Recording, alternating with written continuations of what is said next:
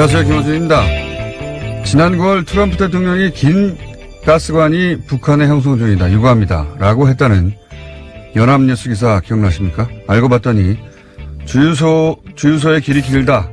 경제 제재로 북한이 물자 부족을 겪는다는 의미인데 이걸 트럼프가 문 대통령의 러시아 가스관 구상을 싫어한다고 의혹을 했었죠. 그런데 연합뉴스에서 이번엔 이런 보도를 했습니다. 윌리엄 페리 전 미 국방부 장관이 한국과 일본은 독립적 핵전력을 더 선호한다고 했다. 전 국방장관이 한국 핵무기 보유를 옹호하는 것은 이례적이다. 이 연합기사를 윌리엄 페리 본인이 SNS로 직접 반박했습니다. 자신이 실제 한 말은 이렇다는 겁니다. 나는 한국이나 일본의 핵무기를 배치하는 것이 바람직하지도 필요하지도 않다고 생각한다. 그러나 그럼에도 그 나라들이 독자적인 핵을 갖는 것보다는 미국 핵 배치가 낫다. 그러니까 한국 핵무기를 옹호한 게 아니라 거꾸로 한국의 핵무장을 반대한 겁니다. 이게 정반대로 전술핵 재배치, 자체 핵무장, 최근 보수정당의 주장을 뒷받침하는 워싱턴발 뉴스가 된 겁니다. 이 정도 되면 워싱턴발 연합뉴스 무슨 의도가 있는 거 아닌가요? 김원준 생각이었습니다.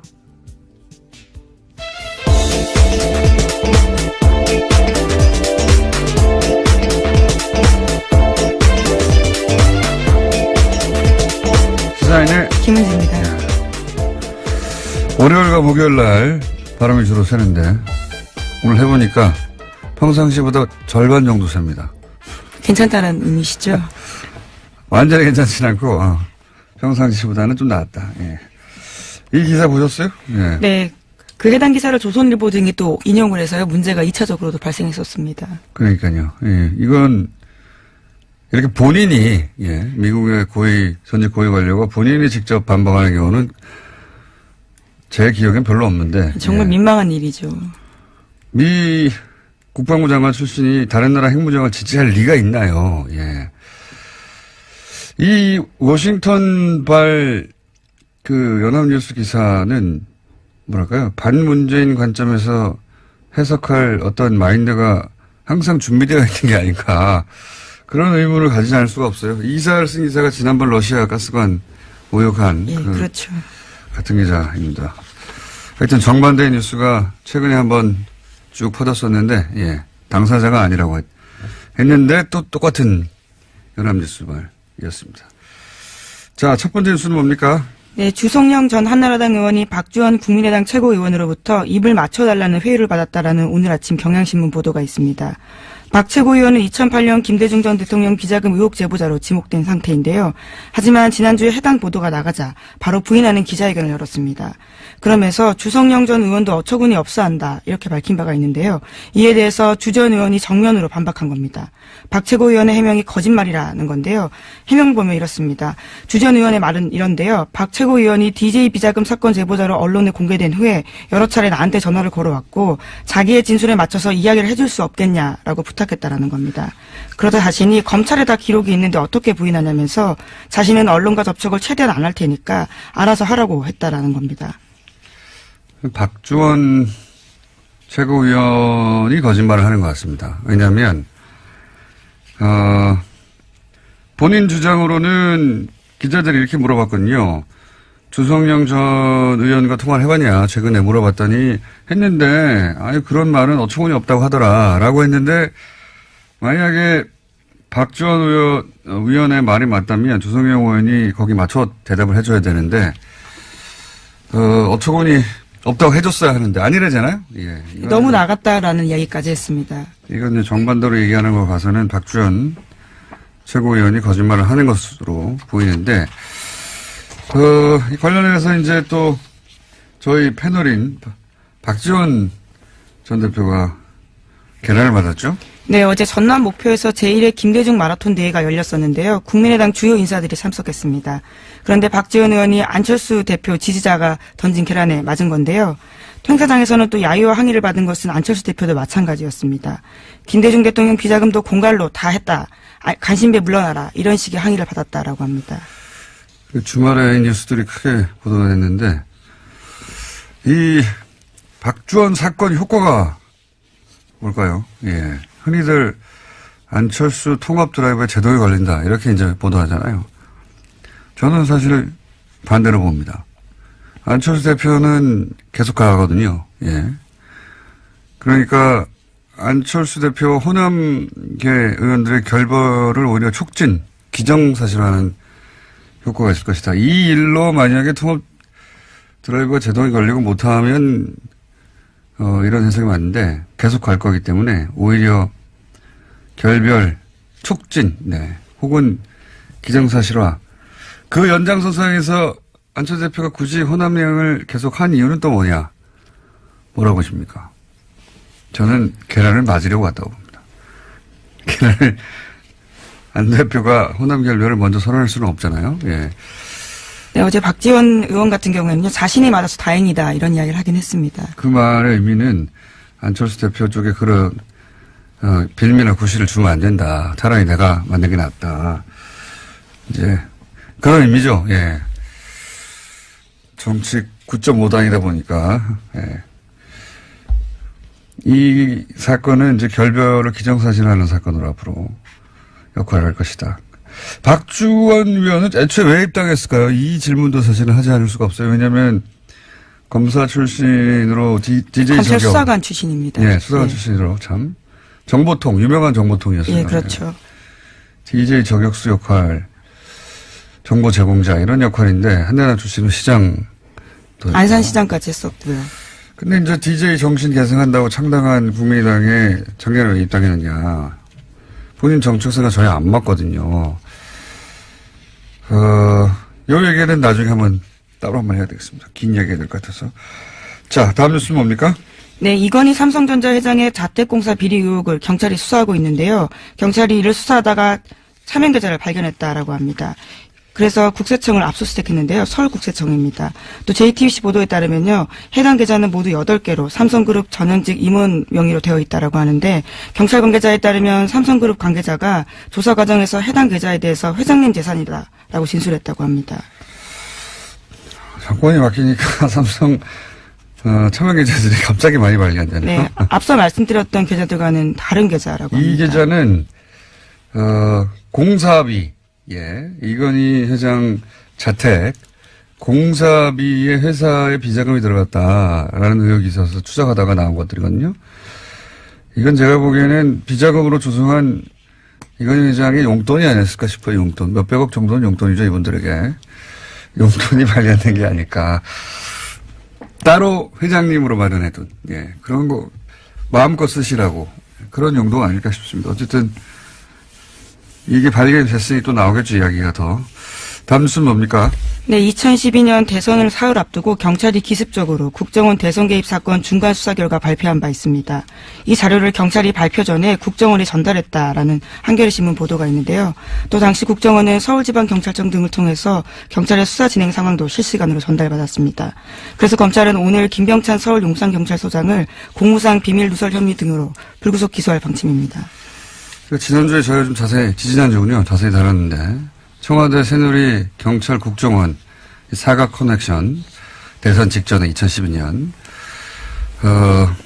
여기에 이제 뒤따른 또, 추가 뉴스군요. 그러니까 서울결정청에서 자기들 기자회견 할 것을 국정원에 미리 줬다. 네, 몇 시간 전에 관련 자료를 팩스로 보냈다라고 합니다. 네. 심지어 수사를 맡았던 수서경찰서에는 겨우 30분 전에 줬는데요. 그보다 훨씬 앞서서 국정원에 줬다라는 거죠. 네. 당시 이제 소위 문을 잠그고 셀프 감금하던 국정원 김 씨, 예, 노트북에서, 글이 발견된 거죠. 정치 개입하는. 그러자, 이 김병찬. 당시에는 서울청 수사 2계장이었습니다. 네. 이 수서경찰서에서 수사를 하던 김병찬. 예, 서울청에서 수사했었는데요. 예. 소장이 그게 안 나오도록 검색어를 줄여서. 그렇죠. 범위를 줄였습니다. 그러니까 실제 검색어가 안 나왔다고. 그러니까 나온 검색어를 피해서 안 나오는 단어로 검색하도록 만들었다는 얘기죠. 예. 이러고 나서 이제 국정원의 명예가 실추되고 그 직원 인권이 유린됐다고 민형사상 책임을 묻겠다고 했었죠. 곧바로 그런 보도자료 낸 바가 있는데요. 정말 겨우 이번에 드러나서 공소시효 하루 전에 검찰이 기소하게 됐다라고 합니다. 그렇군요.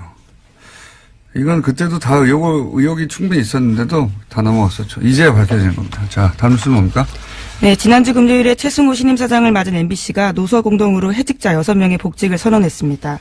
MBC 보도국 간부와 메인 뉴스 앵커도 교체가 됐는데요. 반면에 노종면 YTN 기자는 노사 간 적폐청산 협상이 결렬되자 보도국장직을 거부했습니다. 노 기자는 이명박 정부 시절 낙하산 사장 반대 투쟁으로 해고됐다가 9년 만에 복직한 바 있습니다. MBC와 YTN의 상황이 대비되는 모습인데요. 또 KBS 같은 경우에도 새노조가 역대 최장 파업을 이어가고 있습니다. 현재는 집행부가 단식도 하고 있는 중입니다. 자, 이 YTN 소식은 사실 언론에 잘 보도가 다 안 됐었는데 지금 노사가 사실 격한 대립 중이거든요. 뉴스가 나오다 보니까 아무 일 없는 줄 알고 계신 분들 많은데 최남수 YTN 내정자를 두고 노사가 대립 중인데 왜 최남수 내정자를 문제 삼느냐. 내부 구성원들이 YTN에. 저희가 오늘 잠시 후에 인터뷰를 하겠지만 이분이 과거에 어떤 일을 했었냐면 예를 들어서 이명박 대통령이 2009년에 기부한다고 알고 봤더니 그거 이제 비자금을 다루는 비자금을 숨기기 위한 또 하나의 방식에 불과했는데 뭐라고 했었냐면 위대한 부자의 아름다운 선행 또는 대승적 결단, 자기희생, 가난한 사람들에게 사랑의 보답 안 했어요, 이 기부로. 따뜻한 자본주의, 등등등 온갖 미사역으로 당시 이명박 전 대통령을 찬양했었어요. 예, 실제. 그런 글도 썼었고, 혹은 노무현 대통령 서거의 시계, 이런 거 비꼬는 칼럼도 썼었고, 정치 성향이 흔히 하는 말로 친이 아니냐. 그 외에도 예를 들어서 노정면 기사가 긴급 체포되고 구속되고 그럴 때 이런 글을 썼거든요. 예. 그래서 좀 자세한 내용은 잠시 후에 다루겠는데, 왜 YTN이 그 구성원들이, 신임 사장에 대해서 내정자를 두고 결사 반대하고 있는지는 잠시 후에 다뤄보겠습니다. 자, 다음 뉴스는요? 네, 요즘 SNS를 보면요. 해시태그 노 러시아 노 게임. 그러니까 러시아 없이는 올림픽도 없다라는 내용이 조직적으로 유포되고 있다고 동아일보가 아침에 보도했는데요. 국제올림픽위원회가 도핑 이유로 러시아 국가 선수단을 출전 금지하자 1,700개였던 이 해시태그가 불과 몇 시간 만에 9,000개로 뛰어올랐다라고 합니다. 보이지 않는 손이 민족 감정을 교묘하게 이용해서 이것들을 퍼뜨리고 있다라고 로이터가 보도하고 있다고 합니다. 로이터가 러시아 댓글 부대를 로이터 이거 음모론잖아요.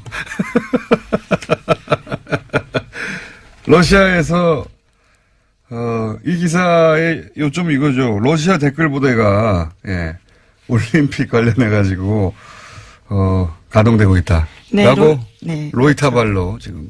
네, 동아일보가 로이터를 인용한 보도인 건데요. 로이터에 따르면 지난해 미국 대선 때 러시아가 즐겨 쓰던 방식을 이번에 또 쓰고 있다라는 겁니다. 그러니까 로이터가 지금 러시아 댓글 부대 이용을 얘기했는데 댓글 부대 얘기하니까 옵션 열기 제가 예언 하나 할까요? 문재인 지지 댓글에도 이제 옵션 열기 문구가 포함되는 게 나올 겁니다. 네, 물타기 대응. 과거 시발단 제가 5년 전에 처음 문제 제기했을 때 대응 패턴이 있어요. 이제 시발단 의심 아이디를 제가 주르륵 온라인상에 게재를 했었는데 그러자 거기에 포함된 아이디들이 나는 시발단이 아니라고 실제 유저라고 항의하는 가짜 유저들이 등장했었고 실명이라면서 사진도 막 붙이고 다 가짜였어요. 가짜 사무실 대응처럼. 그리고 문재인도 댓글 부대에 있다. 이런 얘기 있었거든요. 물타기로. 이번에도 예언합니다.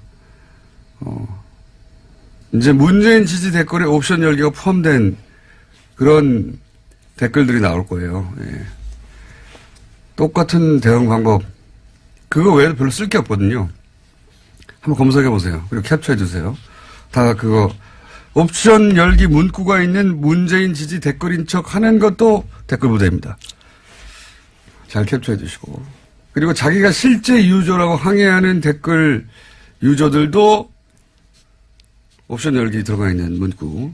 그거 내가 단순 실수한 거다. 또 댓글 부대입니다. 실명이라고 등장하는 사람들도 댓글 부대입니다. 옵션 열기라는 문구가 들어간 댓글과 아이디를 일제히 대량 삭제했거든요. 이건 중앙 통제를 의미한다. 단순히 실수했는데 뭘 아이디어를 다시 옵니까? 예. 그런 아이디어 댓글이 이제 나중에 증거로 쓰일 수 있는 걸 우려한 거죠. 이게 노년층 댓글 알바 실수 가능성을 얘기했는데 이건 사람을 전제로 얘기할 때고 프로그램의 존재 가능성도 있습니다. 여기 네, 이번 러시아 같은 경우에도 러시아도 자동 프로그램 가동시켰다라고 합니다. 이런 걸 보시라고 하거든요. 예. 매크로는 일종의 작은 프로그램 스크립트고 봇은 이제 독립적인 하나의 프로그램이에요. 이런 가능성도 있는 댓글 자동화. 네, 2012년 댓글 부대 당시에도요, 봇 프로그램을 사용했던 적이 있었습니다. 네, 이번에도 그런 봇 프로그램 가능성이 있는데, 그래서 프로그램 얘기한 건데, 그건 다음에 다뤄야 될 것 같습니다. 예. 시간이 오늘 미니가 하나 있어가지고, 여기까지 하겠습니다. 시사인의 김은지였습니다. 감사합니다. 네, 바로 이어서 저희가 2주 전에 신광열 수석 부장판사에 대한 비판 여론에 전국 법과대학 교수의 성명서, 관련 기사가 있었고, 이 기사에 대해서 회원수가 400명이 넘는 이 사단법인의 성명서가 홈페이지에 올라와 있지 않다. 그리고 서명한 사람들의 명단이 없다. 예, 이게 어떻게 된 거냐 의혹을 제기했었죠. 그 이후에 전국 법과대학 교수의 이호선 회장과 저희가 연락이 닿아서 사전 서명 동의를 받았냐 하는 질의에 문자나 메일로 사전 동의를 받았다라고 답을 받았고, 그래서 그럼 그 명단을 요청했는데 개인 정보라며 거절하셨기 때문에, 그리고 이제 그러면 동의한 사람들 말고 회원 명단을 줄 수 있겠느냐. 근데 회원 명단도 거절하셨기 때문에 저희가 이제 소속 교수들을 누가 소속된지 알 수가 없잖아요. 예. 어렵게 수배해서 한 분을 오늘 연결해서 어떤 일이 있었는지 들어보려고 합니다. 대구대학 법과대학의 윤재만 교수님 연결됐습니다. 안녕하세요, 교수님. 예, 안녕하세요. 반갑습니다. 네. 예. 그 전국 법과대학 교수회 회원이시죠? 지금 예. 그 전국 법과대학 교수회가 어떤 단체인지 홈페이지를 통해서는 활동량이 거의 없어서 알 수가 없어서 여쭤보는 건데 어떤 단체입니까? 예, 전국 법과대학 협의회는 2009년에 네. 대학이 구성원입니다. 저도 그때 학장이었기 때문에. 아, 대학이 구성원이다. 예. 예, 참여 멤버였어요. 예. 처음에 구성 멤버죠. 예. 그런데 이 2015년에 예.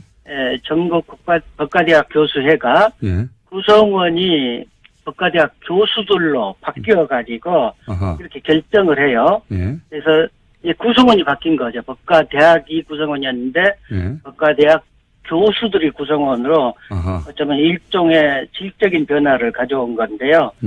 어떤 의결 절차를 거친 거니까. 그리고 이 법과대학 전국 법과대학 협의회가 전신 예. 이게 사법시험 존치, 예비시험 제도 도입 등 예. 로스쿨 제도 개선을 위한 목적으로 이게 설립된 거라서 예. 그 목적은 그대로 가지고 간다고 보고요. 예.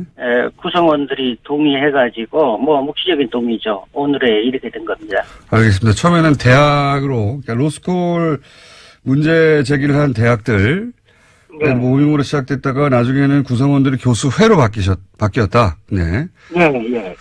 알겠습니다. 그럼 이제 이 성명서 관련해서 제가 질문을 드려보겠습니다. 성명서가 처음 언론에 보도된 게 이제 찾아보니까 11월 27일 월요일 오후 3시 20분경이었는데 세계일보를 통해서 그 이후 연합뉴스에서도 보도가 됐고.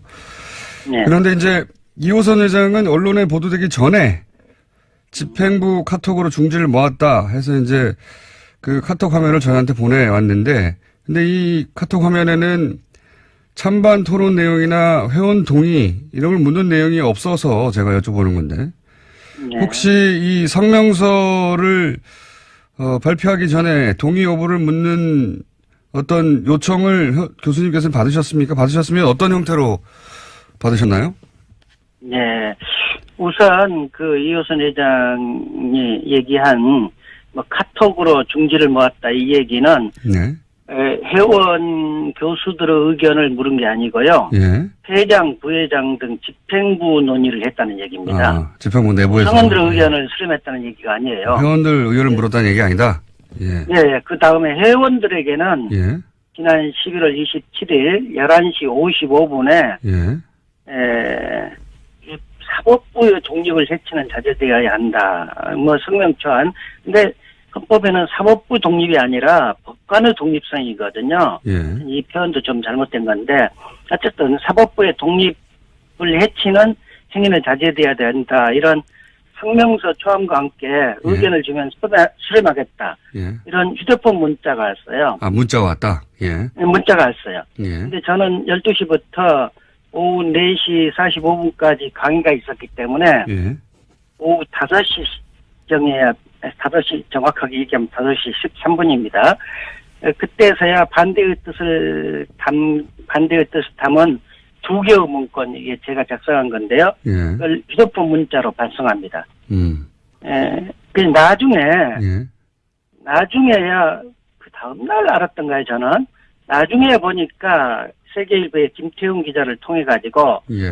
오후 3시 20분에, 예. 사법부 독립을 해치는 행위는 자제돼야 된다. 이 전국 법과대학 협의회, 교수회군요. 예. 교수의 명의의 성명서가 이미 발표된 것을 알게 되었습니다. 근데 그렇다면은, 예.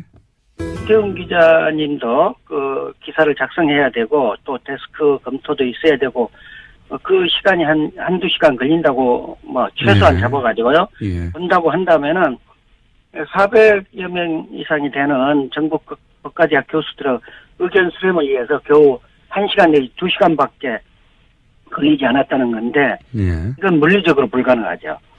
따라서 처음부터 전국 법과대학 교수들의 의견 수렴을 할 생각은 없이 언론에 발표하기로 기획된 것이 아닌가 볼 수 없다는 것이죠. 그런 의혹을 가지고 계시군요. 그럼 혹시 그 교수님은 11시 55분에 문자를 받고 12시가 강연이어서 끝나고 나서 5시에 나는 반대한다고 문자를 보냈는데 이미 기사는 3시에 나갔더라. 이런 얘기인데 그렇죠. 예. 혹시 다른 분들은 이 성명서에 동의한다는 단문자를 보냈는지 확인해 보셨습니까? 다른 분들은 모르겠어요. 저는 제가 그렇게 받았기 때문에 그냥 한꺼번에 보내지 않았겠습니까? 그렇겠죠. 물론.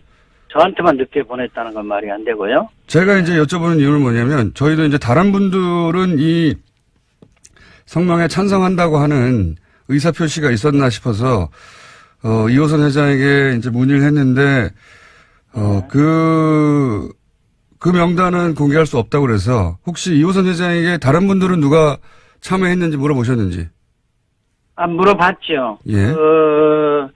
물어봤는데 어떤 분들이 동의했느냐, 예. 몇 분이나 동의했느냐 이게 페이스북으로 이렇게 대화를 했거든요. 네. 근데 그 질문을 하자 차단해 버렸어요. 예, 그거 참, 예. 그렇습니다. 차단 나가셨군요, 회장님에게. 예. 그러니까 다른 사람들 몇 명이나 참여했느냐 물었더니 차단 나가셨다고요? 예. 대답하면 될 텐데 아마 대답하기가 곤란했는가 보죠. 저희가 그 이호선 회장과 통화한 결과로는 문자를 보내서 반론이나 피드백이 없으면 동의한 걸로 보고 발표했다고 하던데. 그거는 예. 이제 법과대학 법과대학 교수회가 예. 활동을 좀 해왔는데요. 예. 주로 개헌 관련 워크샵, 원전 정책에 대한 여론조사, 예. 그 다음에 이제 로스쿨 제도 개선을 위해서 설립된 단체이기 때문에 주로 사법시험, 예비시험 제도 도입, 예. 사법시험 존치, 예. 그런 여론조사, 그 다음에 법사위 소속 의원분들께 문자 발송하고 전화도 좀 하라는 활동을 제안하고요. 예. 그런 학술대회, 여기 학회 비슷한 거니까 학술대회 하고, 예. 특별히 민감한 건 한 번 있었어요. 예. 그건 뭐냐면은, 그렇기 때문에 법과대학 교수들이 하면은 아무 얘기 없으면 동의한다. 이런 관행은 없었다고 볼 수 있죠. 오히려 그 반대되는 사건이 있었는데요. 사건이라기보다 일이 있었는데 2016년 11월 11일 이호선 회장이 대통령의 이손 후퇴는 바람직하지 않다. 이런 취지의 정치적 성명을 전국 법과대학 교수의 명의로 하려고 했었죠.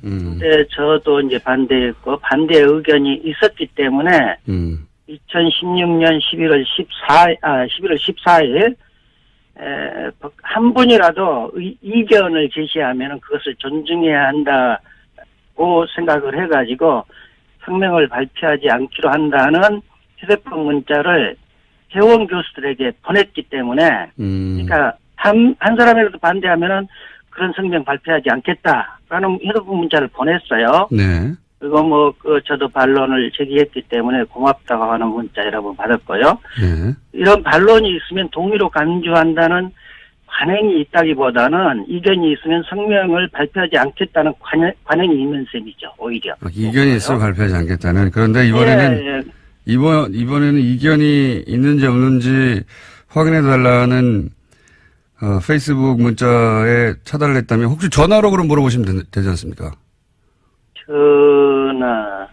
전화는 하지 않았어요. 문자로 갔고요. 예. 그러니까 이게 기록으로 전부 남아있는 겁니다, 지금. 알겠습니다. 절차적으로 이게 문제가 있다고 지금 얘기를 하시는 건데. 참고로요. 네. 참고로 이호선 회장이 2016년 11월 11일 대통령 후 이선 후퇴가 바람직하지 않다. 예. 이 얘기는 그 당시에 이선 후퇴 해야 된다는 게 굉장히 강하게 이제 여론이 그렇죠. 형성이 네. 되고 있었던 때였기 때문에 네. 오히려 정권을 보호하려고 하는 게 아닌가 그런 의심이 그때는 들으셨다. 그랬던 때였죠. 그때 그런 얘기를 하겠다니까 물론 반대가 있었죠. 알겠습니다. 그러면 절차적인 부분은 이제 문제 제기하신 건 알겠습니다. 그러니까 누가 동의했는지 밝혀달라고 했더니 이제 차단을 했고 그리고 예. 문자를 보내놓고 한두 시간 이내에 수렴 정도만 거친 후에 바로 기사가 된 것 같다. 그러니까 처음부터 수렴할 의지가 없었던 것 같다. 이런 이제 문제의식이신데. 예. 성명의 내용에는 동의하십니까? 그럼 신경열 판사의 판결에 대한 일반인들의 비판은 사법부 독립을 해치는 것이다. 이 내용에는 동의하십니까? 그게 이제 우리나라에서는 직업법관들, 지금 법관들이죠. 직업법관들만 사법권을 행사하는 게 이제 그게 이제 정설인 것처럼 네. 그렇게 교육을 받아갖고 그 외에 다른 나라의 제도 이런 것들은 전혀 배운 바가 없기 때문에 사법권은 오직 직업법관들만 행사하는 것이다. 이렇게 알고 있는데요. 네. 독일 등 외국에서는 직업법관들만 사법권을 행사하는 게 아니라 깜짝 놀랄 만한 일인데요. 일반 시민들도 예. 직업법관들과 함께 동일한 권한을 갖고 독일 참심제라든지 명예법관제 이런 거 보면은 동일한 법관과 동일한 권한을 갖고 일반 시민들이 참여를 해요. 사법권 행사에. 예. 그렇기 때문에 우리나라에서는 직업법관들이 이제 정관들, 학연, 지연, 혈연 이런 등에서 흔들리고 특히 자신들 승진 때문에 대법원으로부터 흔들려가지고 법관이 독립적이지 못하고 자의적으로 사법권을 행사하는 게 문제죠. 이 신강렬 판사도 우병우와 같은 대학 연수원 동기이고 같은 지역 출신인데 그것도 지역 출신인데 보통 사람이라면은 공권 행사에 흔들릴 만큼 많이 가까운 사이죠. 그런데도 일반 시민들이 납득이 안 가는 결정까지 했기 때문에 의심을 하는 것이거든요. 예. 우리나라가 외국처럼 직업법관과 일반 시민이 구석적구심을 하는 사법참여 민주주의 국가였다면은 신강렬 판사가 갖고 있는 대학 연수원 동기 등 학연이나 지연의 영향을 차단할 수 있었을 텐데 그런 제도가 없기 때문에 영향을 받았을 것이라고 국민들이 의심을 하는 것이죠. 이렇게 일반 시민이 직업법관과 함께 사법권을 행사하는 사법참여주의 민주주의 제도에서는 승진이라든지 정관, 학연, 지연, 혈연 등 영향을 차단할 수 있을 뿐만 아니라 사법참여 민주주의 제도에서는 대부분의 법 이론에 정통한 직업법관들이 일반 명예 법관들을 일반 시민이기 때문에 이제 설득을 해가지고 주로 직업법관들의 판단대로 따르게 되겠죠. 그러나 그 과정에서 직업법관들이 명예법관들을 설득해서 사법권을 행사하기 때문에 시민들에게 설득력 있게 사법권이 행사될 수 있는 장점이 있기 때문에 우리도 이번 기회에 사법참여민주주의 제도의 도입을 고려해보면 어떨까 하는 생각이 듭니다. 알겠습니다. 그러니까 일반의 비판은 있을 수 있는 일이다. 사법부 독립을 해친다고 하는 것은 동의하지 않는다 이런 말씀이시네요. 요약하자면. 예, 그렇죠. 네. 그렇죠. 예. 알겠습니다. 오늘 말씀 여기까지 듣겠습니다. 감사합니다. 예, 감사합니다. 네, 지금까지 대구대학 법과대학의 윤재만 교수님이었습니다. 국민의당 박주원 최고위원. 이 사건 더불어민주당 김홍걸 국립통합위원장 연결해서 어떻게 보시는지 짚어보겠습니다. 안녕하십니까? 예, 안녕하세요. 처음에는 이제 진실 공방이 있다가 어제 주성영 의원이 이제 재인터뷰를 했는데, 박주원 최고위원이 김대중 전 대통령 비자금 맞다라고 하면서, 그걸 재차 여러 번 확인해 준 바 있다고 인터뷰를 해서 사실상 이 공방에는 이제 쐐기를 박은 것 같은데, 2008년에도 당시에 박주원 최고위원이 이 제보자 아니냐 하는 의혹이 있었다고 하는데 그때 혹시 들어보셨습니까? 저는 그 당시에는 듣지 못했는데요. 네. 당시에 그 같은 법사위에 있었던 박지원 의원은 뭐 인터뷰에서 예. 그 당시에 소문은 들었다. 예. 이렇게 말씀을 하셨죠. 소문, 그때는 소문이 나면 지금은 이제 거의 확정되는 분위기인데. 근데 이 일이 예견된 사태라고 하셨던데, 왜 어떤 의미로 예견된 사태라고 하신 겁니까? 아, 예. 그러니까 국민의당 쪽에서 그동안에 특히 안철수 대표가 이제 자기 세력이 부족하기 때문에 마구 이제 사람들을 받아들였는데 그런 사람들 중에 좀 문제성 있는 사람들이 많이 나오지 않았습니까? 뭐 지난번 증거 조작 사건의 뭐 이유미 이준서라든가 또 뭐 주변에 그 과거 친이계라고 할 수 있는 그 한나라당 출신들 이런 사람들이 꽤 있거든요. 예, 그런 사람들을 뭐 과거 검증을 안 하고 마구잡이로 받아들이다 보니까 그런 사람들까지 끼어들게 된 거 아닌지 그렇게 보는 거죠. 그렇게 영입할 때부터 이런 사달이 나중에 날 것만 같았다 이런 말씀이시군요. 그렇죠. 그러니까 박주원 씨가 이제 한나라당에서 시장까지 한 경력이 있는데 상당히 그쪽에 충성을 했던 사람인데도 불구하고 시장했던 것이 아주 스펙이 괜찮다. 오히려 그런 식으로 평가를 했다는 걸 들어봐도 이제 영입한 기준부터가 잘못돼 있었던 거죠. 그래서 예견된 사태라고 하시는 거고. 예. 그래서 이제 소위 이제 친안파 그 국민의당의 구성원들 중에 친한파 구성원들 중에 친이기가 있다 이렇게 이제 의심해 오셨던 거고 이번 사태가 그런 연결선상에서 봐야 되는 거 아니냐 이런 말씀이신 것 같은데. 예, 맞습니다. 그렇다면 바른정당 통합 추진도 같은 맥락에서 이해하시는 겁니까? 뭐 그것과 무관하다고 할 수 없죠. 뭐 친이계들이야 같은 당내의 호남 의원들이나 이런 사람들보다 아무래도 그 뿌리가 같고 코드가 맞는 바른정당 사람들하고 합치고 싶어 하는 건 뭐 당연한 일이죠. 그런 관점에서 보시면 최근에 통합 움직임도 이해가 간다 이런 입장이신 것 같고 지금 현재 국민의당이 이 박주원 최고위원 사태와 관련해서 내놓고 있는 대응에 대해서는 뭐 충분하다고 보십니까? 글쎄요.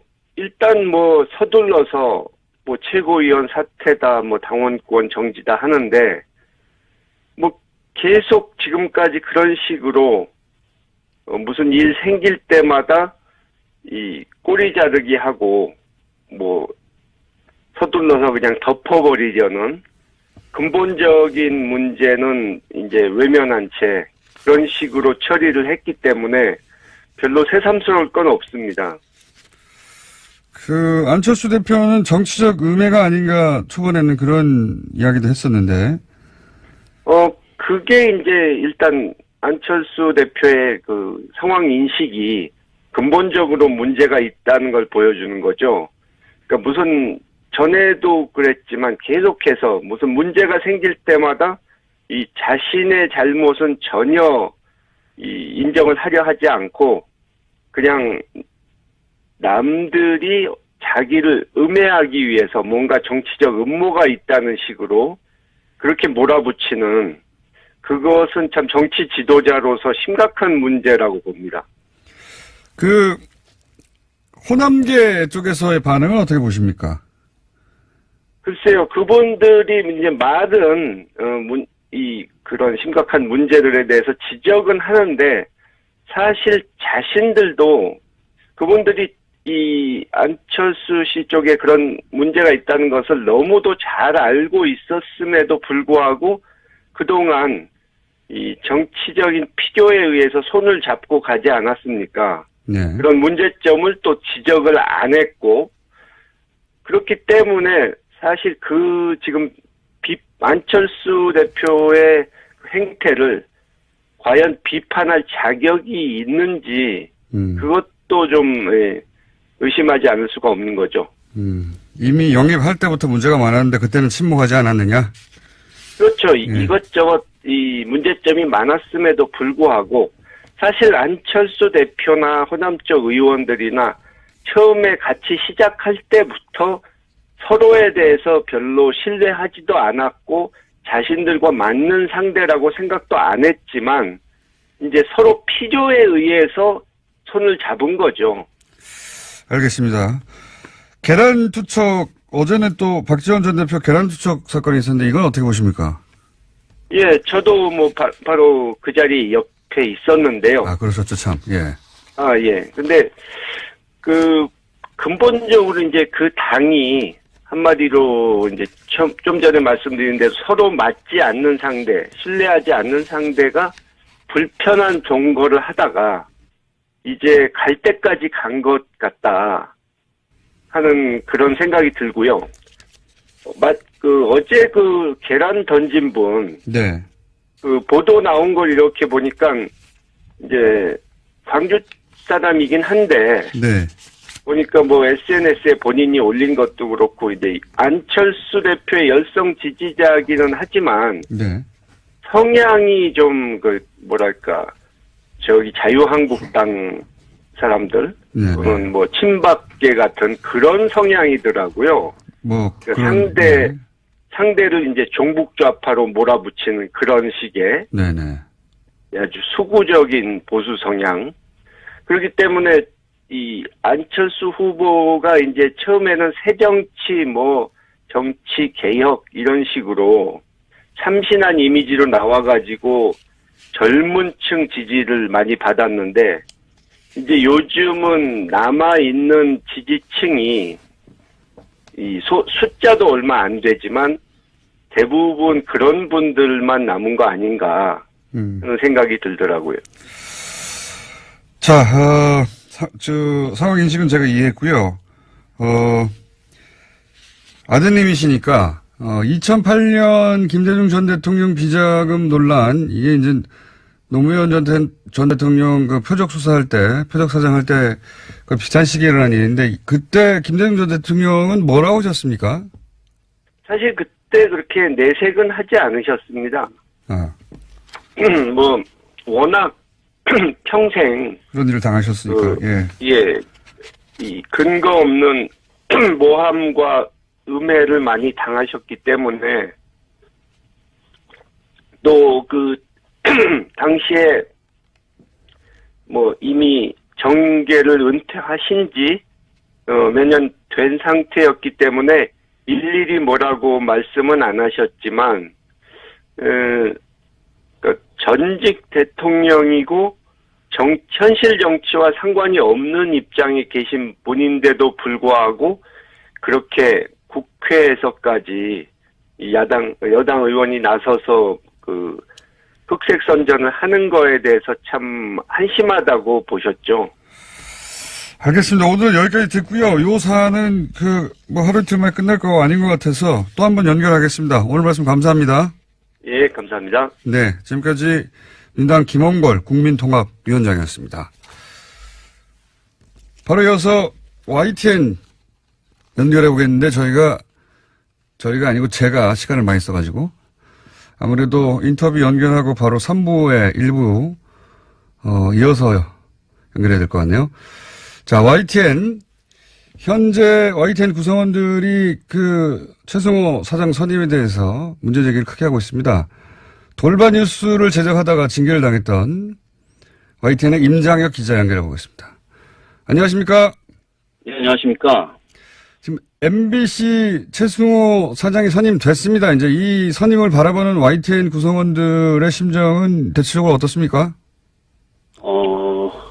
그냥 많이 부럽다는 느낌으로 한마디로 좀 정리를 할 수 있겠고요. 예.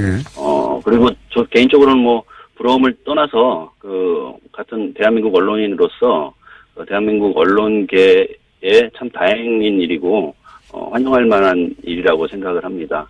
그러나 이제 저희 지금 같은 시기에 YTN 사장 선임 문제가 걸려 있어서 좀 정반대 상황인 저희 입장에서는 좀 부럽고 축하하면서도 좀 부러운 그런 좀 복잡한 감정이고요. 어떻게 정반대인 겁니까? MBC 경우는 지금 이제 구성원들이 바라던 바, 그리고 지금까지 쌓여왔던 폐단들, 적폐를 청산할 적임자가 지금 선임이 됐지 않습니까? 네네. 그런데 이제 저희 YTN은, 이명박 박근혜 정권 때까지 이제 부역자로 저희들은 규정을 하는데, 그런, 언론인, 그런 이제 사람들이 사장이 됐다가 예. 저희 마지막 박근혜 정권 때 임명됐던 사장을 저희가 가장 먼저 몰아낸 언론사여서 적폐 청산의 기회가 가장 먼저 찾아왔음에도 불구하고 예. 지금은 정반대 성향 역시 이제 9년 동안 부역을 해왔던 그런 인물이 내부의 부역자들하고 이해가 맞고 결탁을 해서 지금 사장이 되려고 하는 상황이어서 지금 MBC와는 말 그대로 180도 반대 상황입니다. 어떻게 그게 가능했죠? YTN은 이사회를 통해서 선임하지 않습니까? 네, 국민분들께, 청취자분들께 좀 이제 한 가지 팩트로 알려야 될 것은 저희 YTN의 이사회를 구성하는 건 이제 대주주들이, 공기업들이거든요, 대부분이. 마사회. KD라든가 인삼공사라든가 마사회. 그런데 이제 그 공기업들의 사장들이 이제 박근혜 정권 때 임명됐던 분들이 대부분이거든요. 그렇구나. 그리고 이제 9년간 저희 YTN 내부에서 요직을 차지하고 보도를 좀 농단해왔던 사람들이 지금도 여전히 YTN의 주요 보직을 계속 차지하고 있고요. 실세이고요. 그런 상황에서 이제 이사회가 열리고 절차적인 정당성을 갖췄다 하더라도 지금까지 이제 쌓여왔던 폐단들을 청산하기 싫어하는 사람들의 이해가 맞아 떨어진 거겠죠. 알겠습니다. 임장 기자님, 3부에서 다시 한번 연결할게요. 네네. 3부에서 뵙겠습니다. 최승호 PD가 MBC 사장이 된 가운데 YTN은 여전히 구성원들이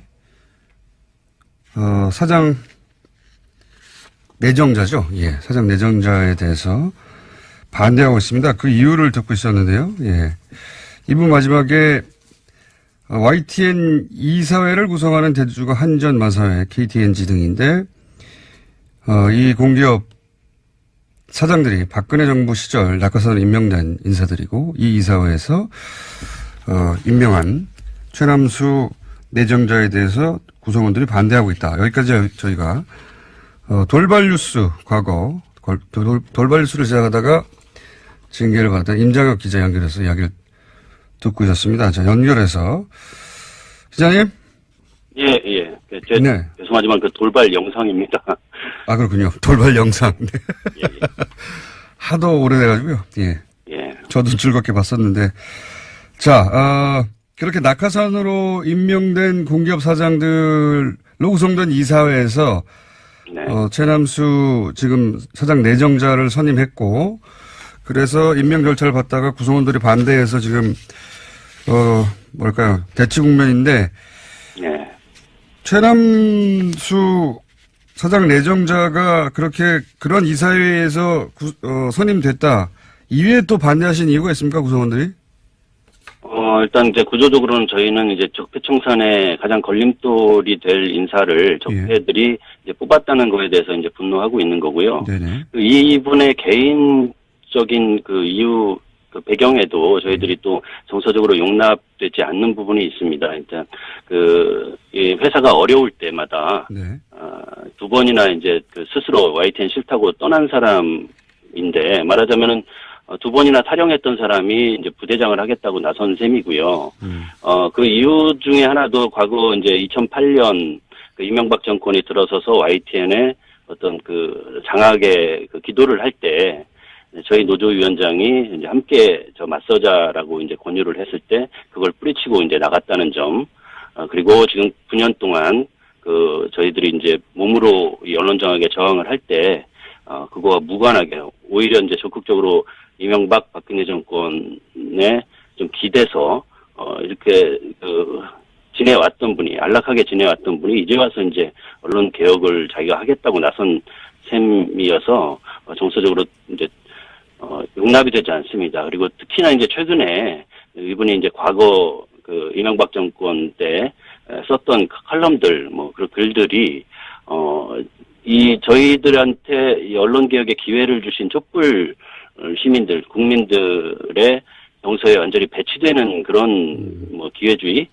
또는 그 부역 이런 쪽의 성향을 보이셨던 분이기 때문에 이분이 YTN 사장이 된다면은 촛불 정신에도 엄청난 모욕을 가하는 것 결과가 되지 않겠나 저는 이제 그렇게 판단하고 있습니다. 그 칼럼들 말씀하셨는데 예를 들면 이명박 대통령의 재산 헌납에 대해서 찬양을 한다든가 노무현 논두렁식에 대해서 조롱한다든가 이런 칼럼을 의미하시는 거죠? 그렇죠. 이제 특정인을 칭찬하거나 특정인을 비난했다라기보다는 그렇죠. 언론인으로서는 보여서는 좀 안 되는 그러니까 이제 그 당시 살아있는 권력에게는 무한 찬양을 하고 죽은 권력에게는 확인되지 않은 사실로 조롱을 가하고 이제 이런 것이 새 시대를 맞는 새로 언론 개혁이 돼야 할 언론에는 전혀 부합하지 않는 퇴출돼야 되는 그런 행태죠. 노정면 보도국장이 보도국장직을 적폐청산의 의지가 확인되지 않으면은 받아들일 수 없다 거부하고 있는데 이 사안도 사실 연결된 사안입니까? 말하자면? 예, 그렇죠. 비슷합니다. 이제 저희가 이제 저희 노조나 그동안 9년 동안 저항을 해왔던 기자들의 입장에서는 어찌됐든 간에 안 되는 건 안 되는 거지만 더 이상 회사가 이대로 계속 혼란스러운 상황으로 가면은 좀 위험하니까 부득이 이제 눈물을 머금고 그렇다면은 이 사람의 개혁 의지가 정말 있는가 네.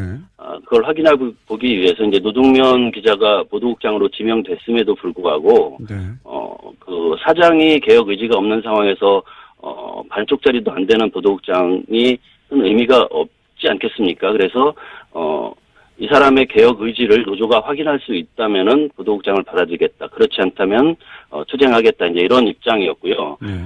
저희 노조위원장과 이 최남수 내정자가 이제 말하자면 담판 협상, 검증이겠죠. 그런데 그 과정에서 역시나 이 최남수 내정자가 저희 내부에서 9년 동안 보직을 이런 보직 저런 보직 다 거치면서 잘 먹고 잘 살았던 사람들 편에 섰습니다. 그래서 이제 노동면 기자로서는 보도국장을 받아들이는 것보다는 이 사람을 이 내정자가 사장되는 것을 막는 투쟁에 이제 합류하겠다. 이제 이런 입장을 밝힌 거죠. 그러니까 소위 이제 구본홍, 배석규, 조준이 전 사장 체제에서 오랫동안 보직 간부를 했던 분들에 대해서 어떻게 처리할 것인지 그 의지를 물었으나 그게 확인이 안 된다. 이런 말씀이네요. 네. 예. 그래서 그러면은 주주총회에서 선임돼야 사장이 되지 않습니까? 그렇습니다. 네, 지금 내정만 된 상태고 예. YTN 노조는 그러면 앞으로 파업에 나섭니까? 어떻게 합니까? 제가 노조 대표는 아니기 때문에 네. 솔직히 말씀드릴 수는 오히려 없지만 노조 대표를 일부러 안 모셨습니다. 그래서. 예. 제 개인적인 각오를 말씀드리면, 네. 저 9년 전에도 이명박 정권 때 초기에 저희 YTN의 낙하산 사장을 내려보내려고 했을 때, 네. 형식적으로는 그들 입맛대로 다 거쳤습니다. 그들이 주장하는 대로 이사회 열리고 주주총회 열려서 자기들은 이 대한민국 이제 기업 논리로 네. 절차를 다 밟았는데 노조가 왜 저러냐라고 이제 했는데 그럼에도 불구하고 많은 국민들은 노조가 저항하는 것을 옳다고 이제 판단해 주셨거든요. 동의를 해 주셨고. 근데 이번에도 저는 마찬가지라고 생각합니다. 이사회 주주총회 그런 절차적인 문제보다는 어떤 그것을 넘어서는 이제 언론 개혁을 바라는 좀 시청자들이 뒤에 있기 때문에 그것을 저버릴 수는 없다고 생각합니다. 그래서 제 개인적인 각오도 그렇고 아마 노조 집행부도 같은 판단을 하고 있을 텐데 주주총회에 통과되는 것을 일단 저지를 하고요. 네. 이후에도 만약에 그것을 강제로 이 촛불로 바뀐 시대 정신을 배반하고 그것을 모욕하면서 이 사측이 강행을 한다면은 지금 말씀하신 파업 이런 것도 적극 고려를 해봐야 되지 않겠나 이런 생각을 합니다. 알겠습니다. 오늘 여기까지 듣고요. YTN 사장 선임에 관한 사안 요소에 계속 관심을 가지겠습니다. 오늘 말씀 감사합니다. 예, 고맙습니다. 지금까지 YTN 임장혁 기자였습니다. 모래시계 주제가죠. 예. 당시 모래시계 속의 조폭 두목의 실제 모델로 알려지신 분이 있습니다. 예. 그분이 재심을 청구했어요. 재심의 내용은 그 사건이 다 조작된 거다. 예. 그런데 그 사건의 담당 검사가 지금 홍준표 자유한국당 대표입니다. 일이 좀 복잡하고 커질 수도 있을 것 같은데 당사자인 여훈환 씨 나오셨습니다. 안녕하십니까? 안녕하십니까? 네. 그리고 이 관련 기사를 써서 아직은 온라인에 배포가 안 되고 있는데 곧 나올 예정인데 한겨레 21의 이슈 팀장 밉상 하하영 기자 나오셨습니다. 네, 안녕하세요. 한겨레 21 하하영입니다. 왜 밉상인지는 아실 분들은 아실 것이고 금이 환영하겠습니다. 큰 아이템을 들고. 자, 이게 간단하게 제가 일단 정리부터 할게요. 모래시계는 이제 40대 이상은 다 아실 테고 30대까지도 아실 수도 있겠습니다. 어린 시절 워낙 인기 있는 드라마였기 때문에 대단한 인기를 끈 드라마였는데 거기에 이제 조폭이 나옵니다. 네. 나 지금 떨고 있니? 네. 최민수 씨가 이제 분했던 일. 그런데 그 조폭의 실제 모델, 이 사건의 실제 모델이 여훈환 씨입니다. 그리고 당시 국제 PJ파였죠? 네. 네. 그 당시 조폭 조직폭력 조직이 국제 PJ파였는데 국제 PJ파의 간부로 징역 4년을 대법원에서 확정 판결을 받고 4년을 다 사셨죠? 예. 네. 만기 출소하셨습니까? 그렇습니다. 만기 출소하셨는데 그런데 최근에 재심을 23년 만에 청구했습니다. 재심을. 예. 이유는 이 사건이 조작된 것이기 때문에. 예. 요약하면 그런데 이제 좀 자세히 알아보겠습니다. 홍준표 대표하고는 언제 만나신 겁니까? 네. 처음 얼굴을 대면했던 것은 91년도 7, 8월경으로 기억하고 91년도 있습니다. 7, 8월. 예. 혹시 본인이 국제 PJ파의 간부 혹은 보스셨나요? 전혀 그렇지 않습니다. 전혀 그렇지 않다는 건 보스가 아니었다는 겁니까? 간부가 아니었다는 겁니까? 아니면 PJ파 자체와 관련이 없다는 그 겁니까? PJ파 자체하고 전혀 관련이 없다는 겁니다. 잘 이해가 안 가네. 전혀 무관하시다는 거죠? 전혀. 예, 그렇습니다. 그 파하고는 전혀 무관합니다. 그러면 제가 몇 가지 짧은 질문을 드리자면, 그때 이제 그 홍준표 당시 검사에게 칼을 그때는 택배가 없었죠. 그렇죠. 예. 직접 배달을 해야 되죠. 칼을 배달해가지고 유명해진 그 칼 배달 사건인데 그건 직접 그러면 배달하셨습니까? 전혀 그것도 사실과 다르고요. 당시 저는 홍준표 씨하고 한 아파트 한 동에 같이 살았습니다. 아, 그래요? 예. 네. 그런데 그 선물 세트라고 하는 것이 독일산 그 henkel 네. 주방용 칼 세트입니다. 유명한 칼 세트네. 예. 이제 그 선물을 추석이 돼서 추석 선물용으로 제 친구가 수입 전자상을 그때 열었는데. 아, 그러니까 유명한 칼을 선물하신 적은 있고. 선물이 잘못 갔습니다. 예. 선물도 잘못 간 것이고. 예. 선물이. 그러니까 저는 그 선물을 보내는 제 지인들 리스트에 홍준표 씨는 없었죠. 근데 어떻게 글을 봤을까요? 없었는데, 이제 저희들 그 직원 이제 수행 기사가 홍준표 씨하고 한 라인에 살고 있는 제 주치 홍준표 씨하고는 가운데 이름만 틀린 제 주치 홍순표 씨라는 분이 있었어요. 근데 정말요? 예. 홍순표 씨가 같은 처음 보게 라인에 되는 지금 내용이네요. 예. 홍순표 씨가 있었는데 홍순표 씨한테 그 선물을 보냈는데 henkel 칼 좋은 칼이죠.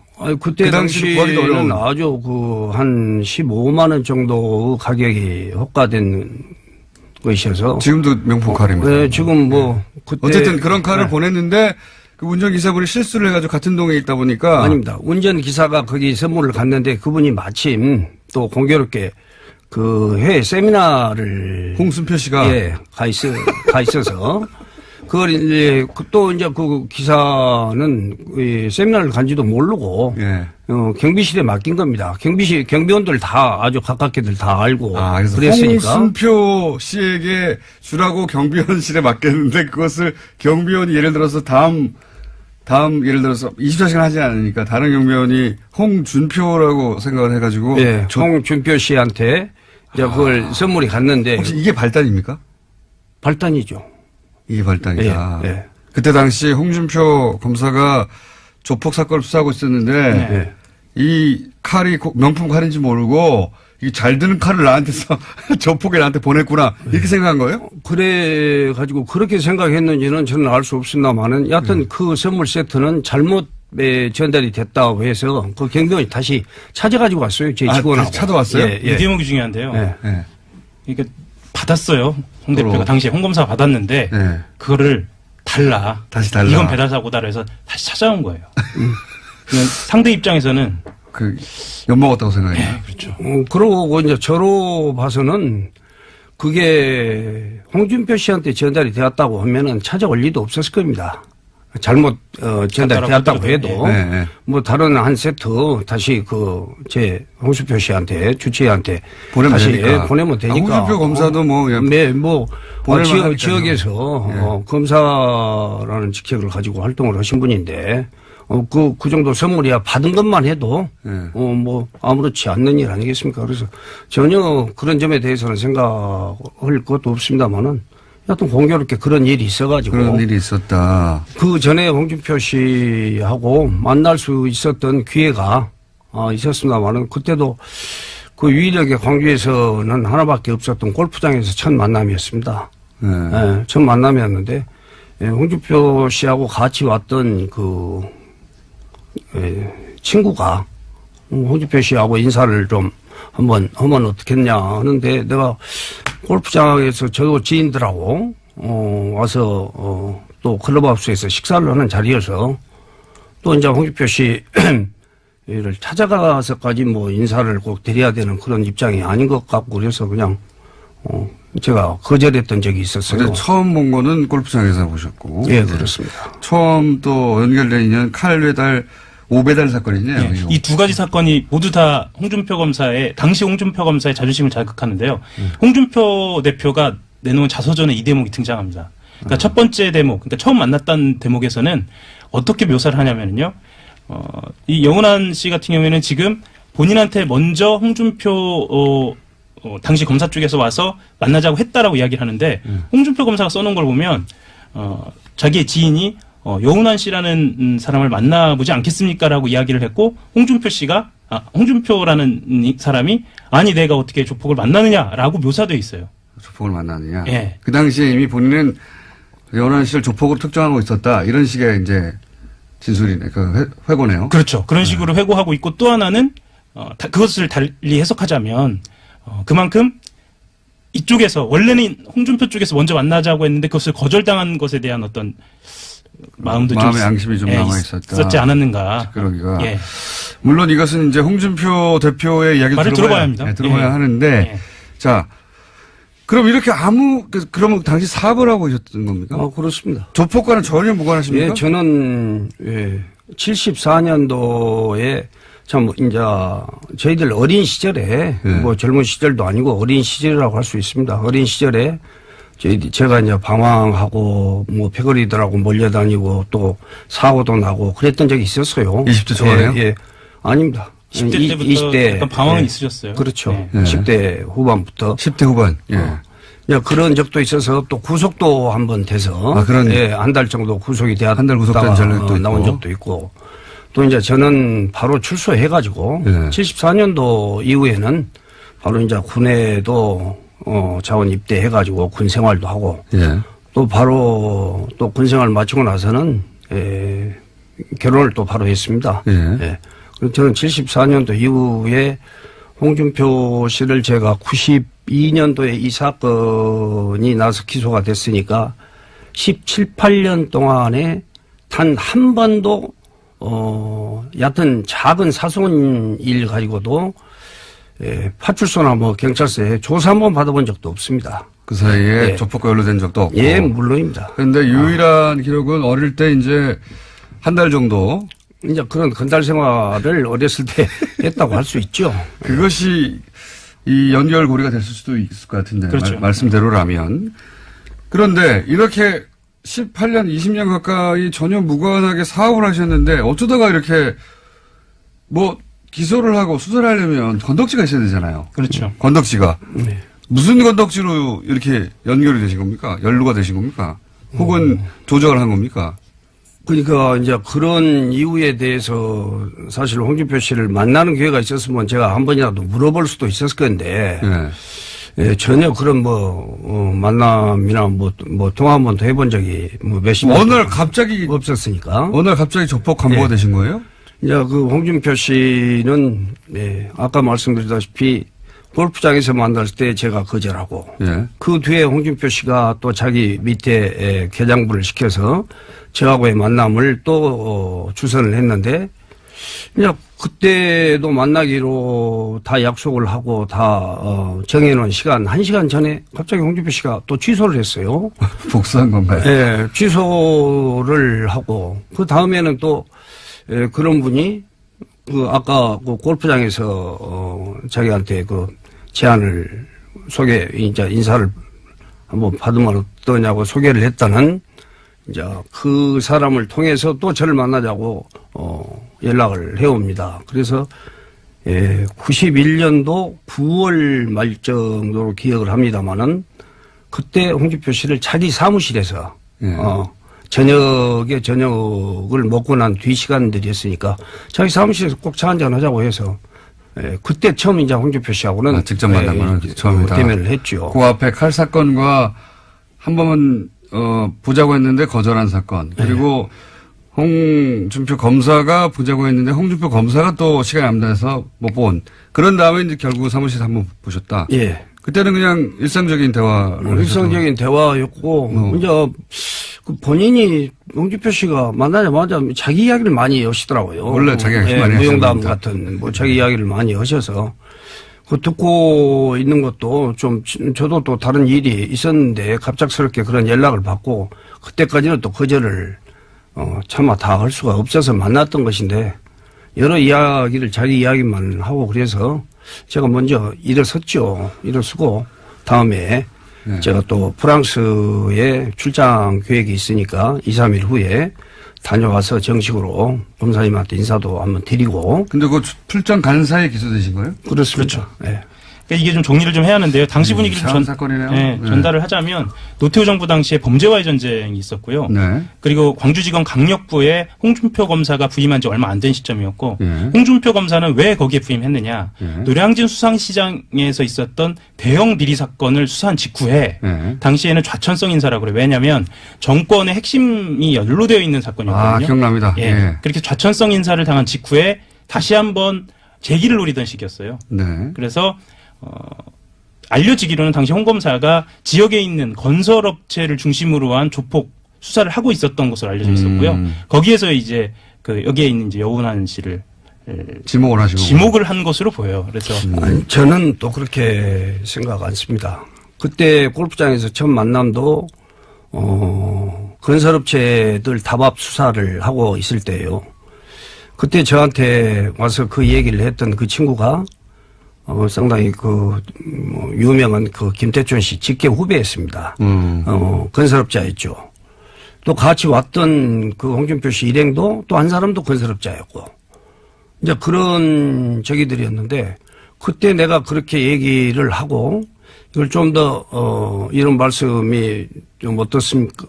어쩔랑가 모르겠습니다만은 제가 자기 그 강력부장하고 네. 상당히 오래전부터 친분이 좀 있었어요. 예. 예. 이제 그런 분이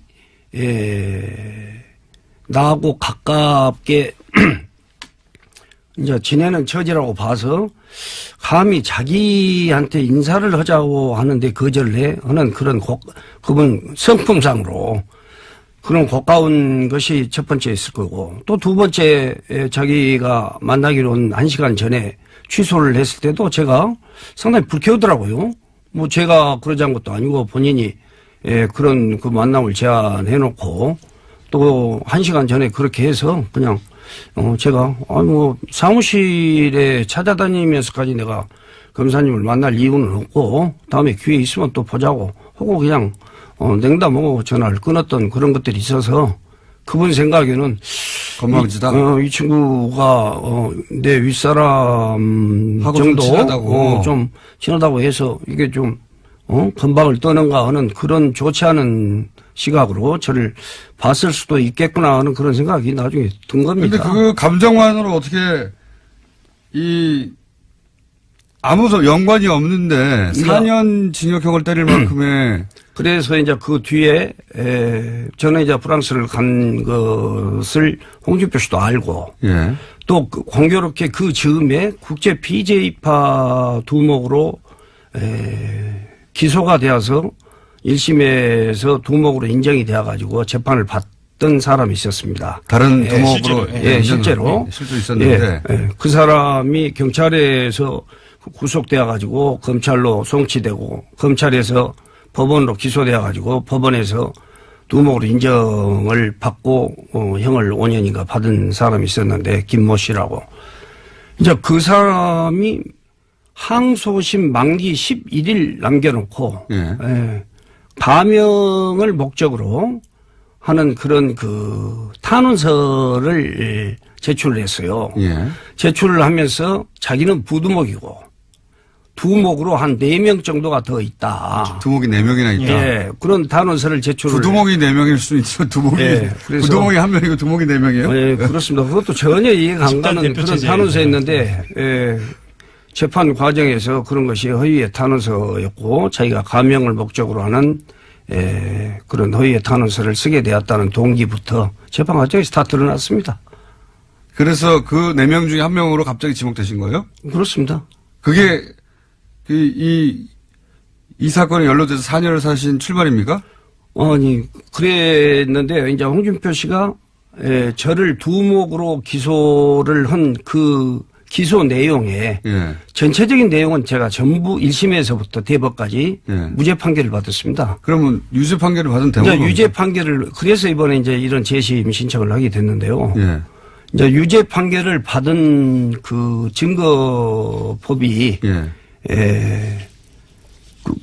국제 PJ파의 조직원에 진술이 하나 있었습니다. 진술이 하나, 조직원의 진술이 하나 있었다? 예. 그렇죠. 근데 그건 검사의 기소 내용에는 전혀 없었던 그런 진술 하나를 법원에서 인용해가지고 저를 자금책 겸 두목의 고문급 간부라는 두목으로 지목한 것에 대해서는 다 무죄가 됐는데 전체 무죄를 받았죠. 근데 조직원의 진술이 하나 있었는데 네, 한 줄이요? 예.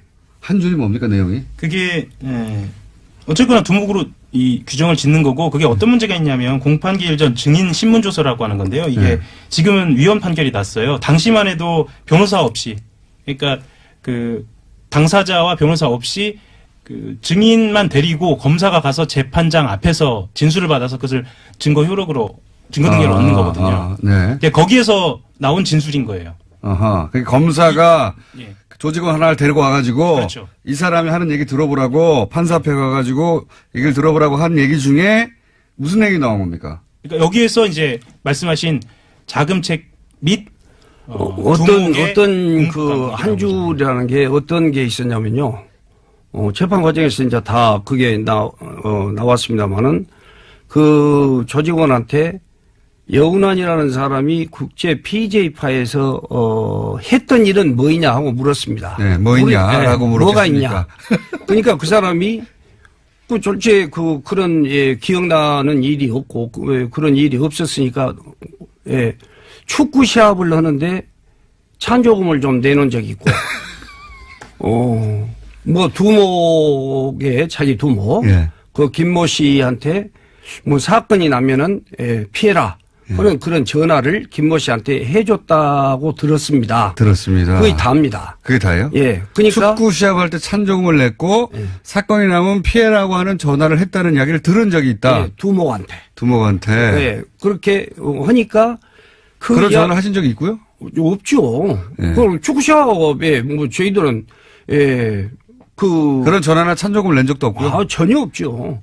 그것은 그래서 두목으로 기소를 한 사건을 전체적으로 무죄를 주면서 마치 자금책 겸 두목의 고문급 간부라고 한다면은 두목의 고문급 간부라겠습니다. 그렇게 한다면은 두목 심부름이나 하는 사람인데 완전히 우리 말로 시세 말로 최고의 폭력 조직의 두목에서 완전 호구로 전락이 된 그런 판결을 받아버렸습니다. 돈 신부를 하는 사람으로 막 바꾼 거예요? 돈이나 뭐 축구 시합을 하는데 뭐 음료수 값이라도 내놓고 뭐 하는 그런 사람. 또 그런 사람이었다면 홍준표 씨가 저를 그런 적으로 기소를 할 리가 없죠. 막 1계급 특징을 걸어놓고 했는데. 여기서 칼베다 사건이 중요한데요. 처음에 영장을 쳐놓고 수배를 때린 다음에 그때 등장하는 게 칼베다 사건이에요. 왜냐하면 칼베다는 그 앞에 있었잖아요. 예, 앞에 있었는데 이것을 여론 작업을 해야 하잖아요. 홍준표 검사가 여론 작업에 굉장히 능한 사람이었던 거예요. 그거는 맞습니다. 그러니까 지금으로 말하면 검찰의 여론 조성 작업의 원조격이거든요. 그러니까 칼 배달이 잘못됐던 사건이 있는데 근데 그거를 나한테 조폭이 칼도 배달한 적이 있어. 그래서 여운환 씨를 무시무시한 사람을 만든 거죠. 검사를 협박한 사람. 그러니까 이게 사건 초기입니다. 그러면서 이게 사건이 사건이군요. 대대적으로 커집니다. 이때 당시 신문 1면에 등장하거든요. 그렇죠. 저도 기억이 납니다. 검사한테 칼 배달하는 조폭. 그렇죠. 굉장히 그로테스크하죠. 그래가지고 야 검사한테 칼 배달했어? 뭐 이런 저도 그 사건이 기억나거든요. 워낙 그 화제가 됐던 사건이라. 그거 하나로 잘못 배달을 간 홍순표 씨한테 간 것이 잘못 배달 간 것이. 그 하나로 그렇게 만들어 놓은 그거하고 그러면 그 칼 배달 사건과 지금 말씀하신 누구 하나 데리고 와가지고 이 한 일이 뭐야 그랬더니 축구 시합에 찬조금 내고 전화한 적이 있다. 요거 두 개 가지고 가신 거예요, 그럼? 그렇습니다. 다른 내용이 아무것도 없어요? 그러니까 그 찬조금을 냈다 못했다 하는 것은 홍준표 씨의 생각하고는 전혀 딴 이야기였죠. 홍준표 최초 기소는 두목이었는데. 예, 두목이었고 또 두목으로 기소를 하기 전에 그런 증거 보전 절차를 통해서 조직원을 데려다가 그렇게 한 겁니다. 교도소에서 나온 지 얼마 안 된 사람을. 자금책으로 바꾼 거네, 그때는 또? 아니죠. 자금책으로는 홍준표 씨는 한 번도 그런 그 시시한 유치였다 보면 홍준표 씨가 그렇게 막 어마어마하게 만들어가지고 그렇게 한 거야, 할 수가 없죠. 할 수가 없는데 그런 진술은 홍준표 씨한테는 아주 오히려 더 위험한 진술이었다고 생각을 합니다. 그렇죠. 의도하고. 두목인데 뭐 예, 예. 축구시합 찬조금 내는 거는 예, 그건 말이 안 되는 건데. 그저 가게 오면서 보호받을 대가로 그랬다는 것인데 판결문에 그렇게 나옵니다. 근데 가게를 하셨습니까? 아니 저는 이제 관광호텔 업도 하고 또 관광호텔 호텔 오락실도 하고 아, 뭐 제조 공장인 수출업불 공장도 하고 여러 사업들을 개발 사업도 하고 그렇게 했었습니다. 아하. 그리고 핵심적으로 이상한 부분은 예. 이 칼베르 사건이 예. 그 기소 내용에 포함되어 있지 않는다는 거예요. 그러니까 검사를 협박한 협박했다라고 하면 이건 대대적으로 문제를 삼아야 기소 내용이 하거든요. 없다. 아예 없습니다. 자, 그러면 그 두 가지가 전부인데 이게 어떻게 이 두 가지만으로 대법원 확정 판결이 나죠? 그러니까 그것은 검사의 기소 내용에 대해서는 재판부가 예. 전체를 무죄를 다 줬습니다. 혐의 없는 걸로. 예. 근데 이제 그 재판부에서 그 법률 하나를 인용해가지고. 그 문구 하나를. 그때는 나중에는 위헌 판결이 났습니다만은 그 근거법이. 그러면은 당시에 뭐 예를 들어서 입금이라든가 네. 뭐 현금을 배달한 사람이라든가 아니면 출금 입금 내용이라 뭐 없었습니까? 아무것도? 전혀 없었죠. 그 진술이 전부돼요? 예, 전부죠. 진술 딱 한 줄. 그 실제로 이 국제 PJ파라는 이름의 연원이 어떻게 나왔는지부터 시작해서 이걸 어떻게 구성했는지까지 다 이 연원 씨를 중심으로 해서 이미 각본이 짜여 있었고 가장 핵심적으로 필요했던 건 조직원의 진술이었던 것 같아요. 그러니까 사건을 다시 복귀해 보니까. 나중에 끼워 맞춘 것이다. 예. 그렇게 연원 씨는 지금 주장을 하고 있는 거고 사실 홍준표 대표는 26년 동안 대답을 하고 있지 않은 거고요. 그러면 여기서 재심은 지금 말씀하신 지금은 위헌이 된 네. 예. 그런 방식의 진술. 네. 예. 그것에 대해서 재심 청구, 그 부분을 재심 청구하신 겁니까? 예. 그것만 재심 청구를. 딱 그것만? 그 부분만입니다. 딱 그것만. 나머지는 전부 무죄를 받았으니까. 그거 하나만 가지고 예. 결국은 예. 확정 판결 4년을 받으셨습니까? 예, 그렇습니다. 아, 이거 24년 동안 정말 억울해하셨겠네요. 말씀대로라면. 이루 말할 수 없습니다. 그러면 그거 외에 그게 말하자면 그게 조작의 전체인가요? 조작이라고는 제가 그러니까 어떻게 홍 검사 시절의 사건 내용을 네. 조작했다고 했을 때 요 한 줄의 진술과 그리고 칼 배달 예. 요게 사건 내용 전체인 거 아니에요, 그죠? 핵심적으로는 그렇게 남아 있는 거죠 지금. 남아 있는 거고 네. 나머지 무죄를 받은 것들은 네. 무죄를 받은 내용 전체가 조작이었다. 뭐 조작이라기보다 본인 저는 이제 주장은 무죄를 받은 내용은 예. 조작이라고 할 수 없죠. 두목도 홍준표 씨가 그런 자기의 시각으로 자기 생각을 가지고 그렇게 구성을 한 것이다. 열심히 뭐 수사해서 저를 기소를 했지 않겠습니까? 네. 했는데 이제 그 부분에 대해서는 전체적으로 1심에서부터 무죄를 받았던 거니까. 그 조폭의 PJ파의 두목이라고 하는 부분들은 다 그건 다 없어진 겁니다. 다 처음부터 1심, 2심 대법원은 다 무죄 판결을 받았고. 예. 홍준표 씨가 그런 전혀 맞지 않는 칼 배달 사건이랄지 뭐이랄지 하는 것도 그 해프닝이었고 또 그 점에 대해서도 너무나 당사자니까 잘 아는 일을 또 수사나 공판 과정에서 단 한마디 언급도 없었던 그런 일을 가지고 처음에 제가 불란서에서 돌아가지고 바로 내려가겠다고 하니까 일단은 그걸 좀 제지하더니 자기가 그냥 언론에 그걸 내고 방금 말씀하신 언론 거는 부회를 하고 홍준표 검사하고 지금 통화를 하고 있었다는 얘기예요. 예. 영원한 씨가 지금. 내고 네. 한마디로 모래시계 사건 자체가 가짜라는 얘기네요. 모래시계 사건은 그렇다고 볼 수 있어요. 완전히 가짜죠. 예. 완전히 날조된 거죠. 심지어 어떤 내용도 나오냐면요. 네. 그 영은한 씨가 제출한 그 재산 목록 있거든요. 네. 이 재산 목록에 모래시계 그 화면에 등장해요. 아, 그래요? 네, 그만큼 왜냐면 이게 모델이었으니까요. 네, 사건이. 그만큼 모델은 모델이었어요. 근데 알고 보니까 그 사건이 영은한 씨 주장을 그대로 받아들인다면 이건 조작이죠. 야, 이거 굉장히 충격적인 내용인데요. 칼 배달 사건을 그렇게 포장해서 그렇게 자작해서 날조시켜서 만든 이걸로 홍준표 씨는 정치에 입문도 했다고 저는 봐집니다. 그리고 전혀 없었던 그런 수사할 때 한마디 언급도 없었던 그런 일들을 어떻게 그렇게 만들어가지고 그런 일이 있을 수가 있거든요. 그 사건에서 가장 핵심적인 그 증거라고 한다 보면 그 이상의 증거가 어디가 있겠습니까? 알겠고요. 네.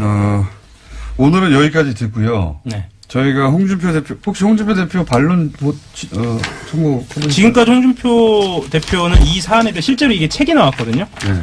책이 나와서 지금 말씀드린 내용이 거기에 포함되어 있어요. 홍준표 대표는 일체 대응하고 있지 않습니다. 그렇군요. 네.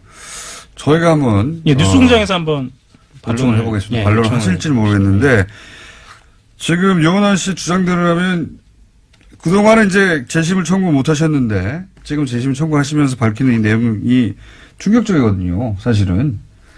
야, 오늘 여기까지 하고요. 당사자 반론을 저희가 한번 요청해 보고 반론이 없으면 또 한번 모시겠습니다. 반론이 없기 때문에 오늘 여기까지 일단 첫 번째 순서로 들어보겠습니다. 요거 금방 끝날 사건 아닌 것 같거든요. 네. 네. 23년 만에 재심을 청구하신 모래시계의 실제 주인공 여운환 씨 그리고 한겨레21의 밉상 하영 이슈팀장이었습니다. 다시 모시겠습니다. 네, 제가 오늘 전체적으로 시간을 까먹어가지고 한 5분에서 10분까지 밀려서 불친절 AS 없습니다. 윤상원 위원님 시간이 안 나와가지고 안녕하십니까? 네, 안녕하십니까? 임문결 소장님, 자 빨리 해보죠. 오늘 주제 뭡니까? 네, 오늘 주제 정신이 안 나. 이스라엘. 예. 이스라엘 요즘에 국제적으로 큰 뉴스가 되고 있기 때문에 트럼프 대통령이 이스라엘의 수도로 예루살렘을 인정하겠다 발언을 하지 않았습니까? 그 이후로 이제 중동에 있는 모든 이슬람 국가뿐만 아니라 이 동아시아에 있는 이슬람 국가들까지 상당한 지금 그 큰 파장이 일어나고 있습니다. 난리가 났어요. 난리가 났어요. 예. 그래서 실제 급기야는 이슬람의 성지이기도 하거든요. 네. 예. 급기야는 이제 폭력 사태, 사망자까지 나오고 있는 굉장히 걷잡을 수 없는 사태로 치닫고 있고 판도라 상자가 열렸다. 이런 얘기까지 나오고 있는데 도대체 그러면은 왜 이스라엘 수도 이렇게 생각하시는 분들이 있어요. 이스라엘의 수도가 예루살렘 아니었나? 아닙니다. 텔아비브예요. 아니죠. 예. 그래서 텔아비브라고 하는 이 저쪽에 해안 도시가 이 공식적인 수도인데 이게 지금 문제가 어떻게 된 거냐 이거를 우리가 한번 짚어봐야 저는 말 안 하려고 하니까 빨리 말씀하십시오.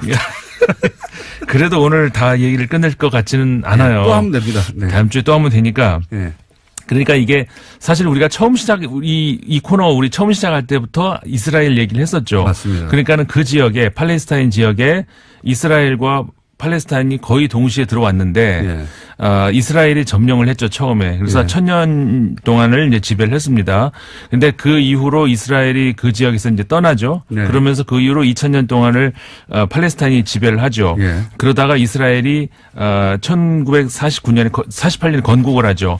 그러면서 이 예루살렘 지역이 이제 문제가 되기 시작을 하는 것인데 아까 말씀하셨다시피 예루살렘은 역사적으로 그리고 종교적으로 굉장히 중요한 지역이죠. 그러니까는 기독교, 유대교, 그다음에 이슬람교가 모두 성지를 그곳에 가지고 있습니다. 이게 그러니까 우리 고조선 시대 쪽에 그때 내 땅이었다니까 아니야 그때 그 다음에 바로 내 땅이었잖아. 그렇죠. 고조선 시대 이야기예요, 이게. 네. 그래서 이걸 어떻게 트럼프가 지금 해결할 수 있습니까? 실효적 자기가. 지배라고 하는 어떤 그런 것으로도 풀 수가 없는 이유가 우리 중동 전쟁이라고 해서 이제 1차, 2차, 3차 있었지 않습니까? 근데 3차 중동 전쟁에서 이스라엘이 대승을 거두죠. 그러면서 점령했던 모든 땅들, 그 안에는 시나이 반도도 들어가잖아요. 그리고 이스라엘도, 예루살렘도 같이 들어가요. 동안 지구까지. 그런데 시나이 반도 같은 경우도 그러니까 불법 점령이다 싶어서 다시 돌려줬잖아요. 근데 예루살렘 동쪽 지구는 돌려주질 않았어요. 사실상 그 불법 점령을 하고 있는 중이죠. 국제법상 불법 점령이라고 다들 보고 있는데 미국도 과거에는 그렇게 보아왔어요. 그렇죠. 근데 트럼프가 그게 아니다. 이거 이스라엘 거라고 선언해버린 거죠. 네, 그렇죠. 그러니까 이스라엘 자체적으로는 그 수도가 예루살렘이다라고 자기들끼리는 선포를 해버렸는데 국제사회는 인정 안 했거든요. 거기에 반발해서 국제사회가 외교관들을 철수시키기까지 했거든요. 그리고 이제 거의 대부분의 그 대사관은 아까 말씀하셨던 텔라비브에 다 있습니다. 거기가 미국도 거기 수도니까 있었고요. 미국도 예. 거기. 근데 미국에서 이거를 예루살렘으로 옮기겠다 이렇게 발표까지 한 거죠. 그러면서 공식적으로 미국 뭐 트럼프 대통령이 말을 했다고 미국의 공식 입장이라고 우리가 과연 할 수 있을까는 뭐 우리가 생각할 수 있지만 끝나갑니다. 어쨌든 그렇게 트럼프 대통령이 발표를 해버린 거죠. 3,000년 된 갈등에 불을 지른 겁니다. 그래서 이게 역사적으로 무슨 의미일까 이거를 다시 짚어봐야 다음 주에 되는데 해야 합니다. 다음 주에 짚어봐야 되겠습니다. 김세원 의원이었습니다. 안녕. 정보 제공자 이런 역할인데 한나라 출신은 시장 안산시장까지 했었고요. 근데 이제 DJ 정신 계승한다고 창당한 국민의당의 작년에 입당했느냐. 본인 정책사가 저희 안 맞거든요. 요 얘기는 나중에 한번 따로 한번 해야 되겠습니다. 긴 얘기가 될 것 같아서. 자, 다음 뉴스는 뭡니까? 네, 이건희 삼성전자 회장의 자택공사 비리 의혹을 경찰이 수사하고 있는데요. 경찰이 이를 수사하다가 차명 계좌를 발견했다라고 합니다. 그래서 국세청을 압수수색했는데요. 서울국세청입니다. 또 JTBC 보도에 따르면요. 해당 계좌는 모두 8개로 삼성그룹 전현직 임원 명의로 되어 있다라고 하는데 경찰 관계자에 따르면 삼성그룹 관계자가 조사 과정에서 해당 계좌에 대해서 회장님 재산이다라고 진술했다고 합니다. 정권이 바뀌니까 삼성 차명 계좌들이 갑자기 많이 발견되네요. 네, 앞서 말씀드렸던 계좌들과는 다른 계좌라고 합니다. 이 계좌는 공사비, 예, 이건희 회장 자택 공사비에 회사에 비자금이 들어갔다라는 의혹이 있어서 추적하다가 나온 것들이거든요. 이건 제가 보기에는 비자금으로 조성한 이건희 회장의 용돈이 아니었을까 싶어요. 용돈 몇백억 정도는 용돈이죠. 이분들에게 용돈이 발견된 게 아닐까. 따로 회장님으로 마련해둔, 예, 그런 거 마음껏 쓰시라고 그런 용도가 아닐까 싶습니다. 어쨌든 이게 발견됐으니 또 나오겠죠, 이야기가 더. 다음 뉴스는 뭡니까? 네, 2012년 대선을 사흘 앞두고 경찰이 기습적으로 국정원 대선 개입 사건 중간 수사 결과 발표한 바 있습니다. 이 자료를 경찰이 발표 전에 국정원에 전달했다라는 한겨레신문 보도가 있는데요. 또 당시 국정원은 서울지방경찰청 등을 통해서 경찰의 수사 진행 상황도 실시간으로 전달받았습니다. 그래서 검찰은 오늘 김병찬 서울 용산경찰서장을 공무상 비밀 누설 혐의 등으로 불구속 기소할 방침입니다. 지난주에 저희가 좀 지지난주군요. 자세히 다뤘는데, 청와대 새누리 경찰 국정원 사각 커넥션 대선 직전에 2012년, 여기에 이제 뒤따른 또, 추가 뉴스군요. 그러니까 서울결정청에서 자기들 기자회견 할 것을 국정원에 미리 줬다. 네, 몇 시간 전에 관련 자료를 팩스로 보냈다라고 합니다. 네. 심지어 수사를 맡았던 수사경찰서에는 겨우 30분 전에 줬는데요. 그보다 훨씬 앞서서 국정원에 줬다라는 거죠. 네. 당시 이제 소위 문을 잠그고 셀프 감금하던 국정원 김씨, 예, 노트북에서, 글이 발견된 건 정치 개입하는. 그러자, 이 김병찬.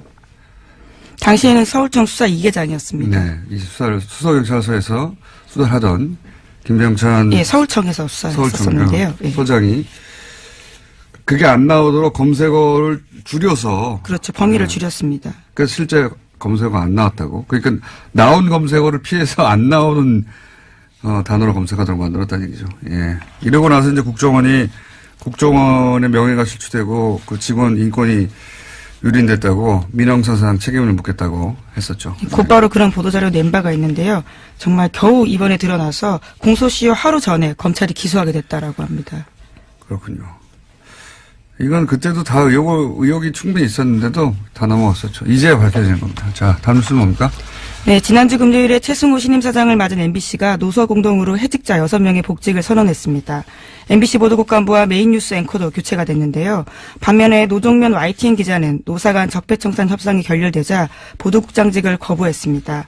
노 기자는 이명박 정부 시절 낙하산 사장 반대 투쟁으로 해고됐다가 9년 만에 복직한 바 있습니다. MBC와 YTN의 상황이 대비되는 모습인데요.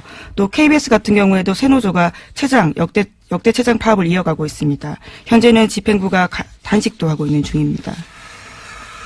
자, 이 YTN 소식은 사실 언론에 잘 보도가 다 안 됐었는데 지금 노사가 사실 격한 대립 중이거든요. 뉴스가 나오다 보니까 아무 일 없는 줄 알고 계신 분들 많은데 최남수 YTN 내정자를 두고 노사가 대립 중인데 왜 최남수 내정자를 문제 삼느냐. 내부 구성원들이 YTN에. 저희가 오늘 잠시 후에 인터뷰를 하겠지만 이분이 과거에 어떤 일을 했었냐면 예를 들어서 이명박 대통령이 2009년에 기부한다고 알고 봤더니 그거 이제 비자금을 다루는 비자금을 숨기기 위한 또 하나의 방식에 불과했는데 뭐라고 했었냐면 위대한 부자의 아름다운 선행 또는 대승적 결단, 자기희생, 가난한 사람들에게 사랑의 보답 안 했어요, 이 기부로. 따뜻한 자본주의, 등등등 온갖 미사역으로 당시 이명박 전 대통령을 찬양했었어요. 네, 실제. 그런 글도 썼었고, 혹은 노무현 대통령 서거의 시계, 이런 거 비꼬는 칼럼도 썼었고, 정치 성향이 흔히 하는 말로 친이 아니냐. 그 외에도 예를 들어서 노정면 기사가 긴급 체포되고 구속되고 그럴 때 이런 글을 썼거든요. 예. 그래서 좀 자세한 내용은 잠시 후에 다루겠는데, 왜 YTN이 그 구성원들이, 신임 사장에 대해서 내정자를 두고 결석 반대하고 있는지는 잠시 후에 다뤄보겠습니다. 자, 다음 뉴스는요? 네, 요즘 SNS를 보면요. 해시태그 노 러시아 노 게임. 그러니까 러시아 없이는 올림픽도 없다라는 내용이 조직적으로 유포되고 있다고 동아일보가 아침에 보도했는데요. 국제올림픽위원회가 도핑 이유로 러시아 국가 선수단을 출전 금지하자 1,700개였던 이 해시태그가 불과 몇 시간 만에 9,000개로 뛰어올랐다라고 합니다. 보이지 않는 손이 민족 감정을 교묘하게 이용해서 이것들을 퍼뜨리고 있다라고 로이터가 보도하고 있다고 합니다. 로이터가 러시아 댓글 부대를 로이터 이거 음모론잖아요. 러시아에서 이 기사의 요점 이거죠. 러시아 댓글 부대가 올림픽 관련해 가지고 가동되고 있다. 라고 로이터 발로 지금. 네, 동아일보가 로이터를 인용한 보도인 건데요. 로이터에 따르면 지난해 미국 대선 때 러시아가 즐겨 쓰던 방식을 이번에 또 쓰고 있다라는 겁니다. 그러니까 로이터가 지금 러시아 댓글 부대 이용을 얘기했는데 댓글 부대 얘기하니까 옵션 열기 제가 예언 하나 할까요? 문재인 지지 댓글에도 이제 옵션 열기 문구가 포함되는 게 나올 겁니다. 네, 물타기 대응. 과거 시발단 제가 5년 전에 처음 문제 제기했을 때 대응 패턴이 있어요. 이제 시발단 의심 아이디를 제가 주르륵 온라인상에 게재를 했었는데 그러자 거기에 포함된 아이디들이 나는 시발단이 아니라고 실제 유저라고 항의하는 가짜 유저들이 등장했었고 실명이라면서 사진도 막 붙이고 다 가짜였어요. 가짜 사무실 대응처럼.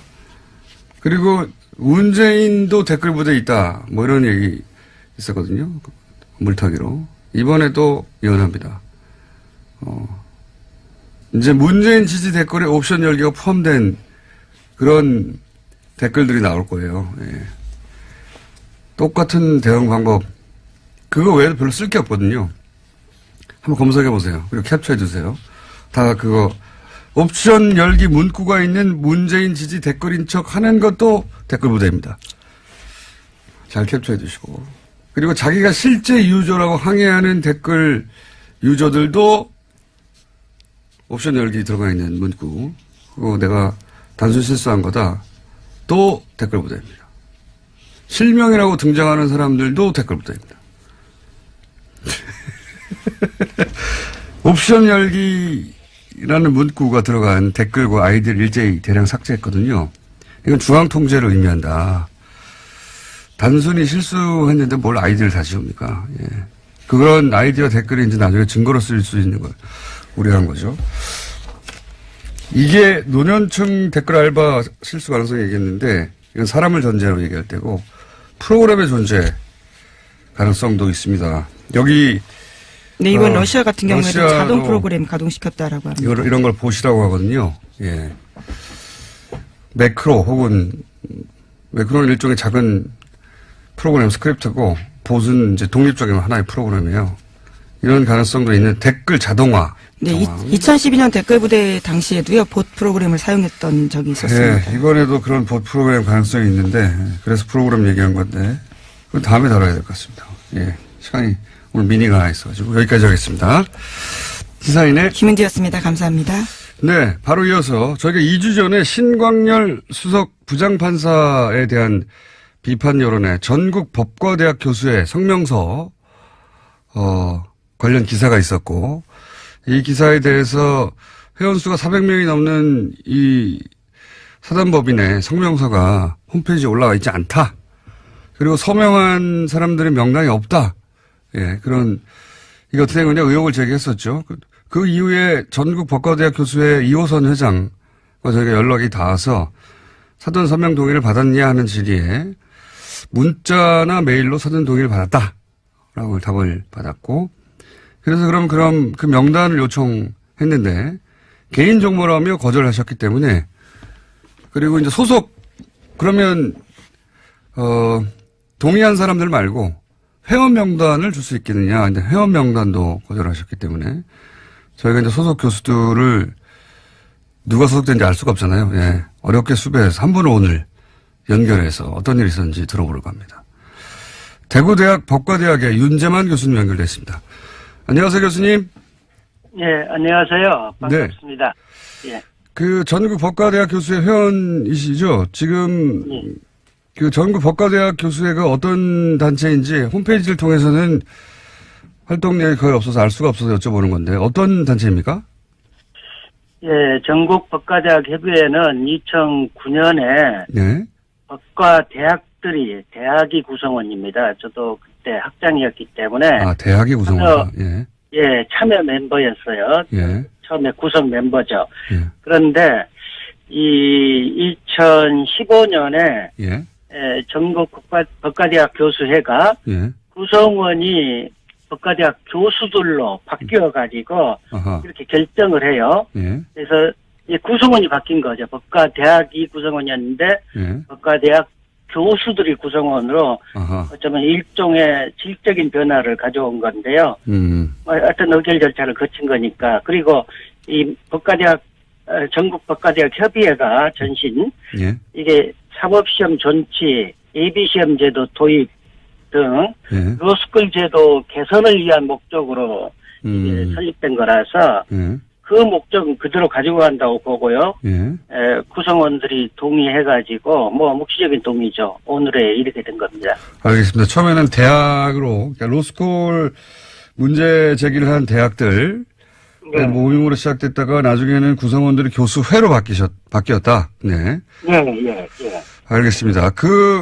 그럼 이제 이 성명서 관련해서 제가 질문을 드려보겠습니다. 성명서가 처음 언론에 보도된 게 이제 찾아보니까 11월 27일 월요일 오후 3시 20분경이었는데 세계일보를 통해서 그 이후 연합뉴스에서도 보도가 됐고. 네. 그런데 이제 이호선 회장은 언론에 보도되기 전에 집행부 카톡으로 중지를 모았다 해서 이제 그 카톡 화면을 저희한테 보내왔는데 근데 이 카톡 화면에는 찬반 토론 내용이나 회원 동의 이런 걸 묻는 내용이 없어서 제가 여쭤보는 건데 혹시 이 성명서를 발표하기 전에 동의 여부를 묻는 어떤 요청을 교수님께서는 받으셨습니까? 받으셨으면 어떤 형태로 받으셨나요? 네.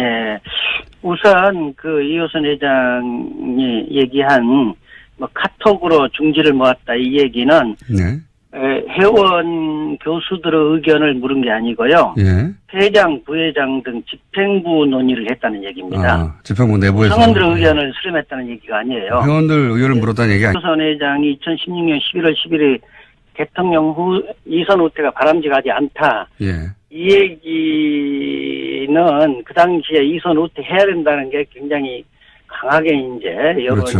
형성이 네. 되고 있었던 때였기 때문에 네. 오히려 정권을 보호하려고 하는 게 아닌가 그런 의심이 그때는 들으셨다. 그랬던 때였죠. 그때 그런 얘기를 하겠다니까 물론 반대가 있었죠. 알겠습니다. 그러면 절차적인 부분은 이제 문제 제기하신 건 알겠습니다. 그러니까 누가 동의했는지 밝혀달라고 했더니 이제 차단을 했고 그리고 예. 문자를 보내고 한두 시간 이내에 수렴 정도만 거친 후 이렇게 바로 기사가 된 것 같다. 그러니까 처음부터 수렴할 의지가 없었던 것 같다. 이런 이제 문제의식이신데. 예. 성명의 내용에는 동의하십니까? 그럼 그 신경결 판사의 그 판결에 대한 일반인들의 비판은 사법부 독립을 해치는 것이다. 이 내용에는 동의하십니까? 그게 이제 우리나라에서는 직업법관들, 지금 법관들이죠. 직업법관들만 사법권을 행사하는 게 이제 그게 이제 뭐 정설인 것처럼 네. 그렇게 교육을 받아갖고 뭐 그 외에 다른 나라의 제도 이런 것들은 전혀 배운 바가 없기 때문에 사법권은 오직 직업법관들만 행사하는 것이다 이렇게 알고 있는데요. 네.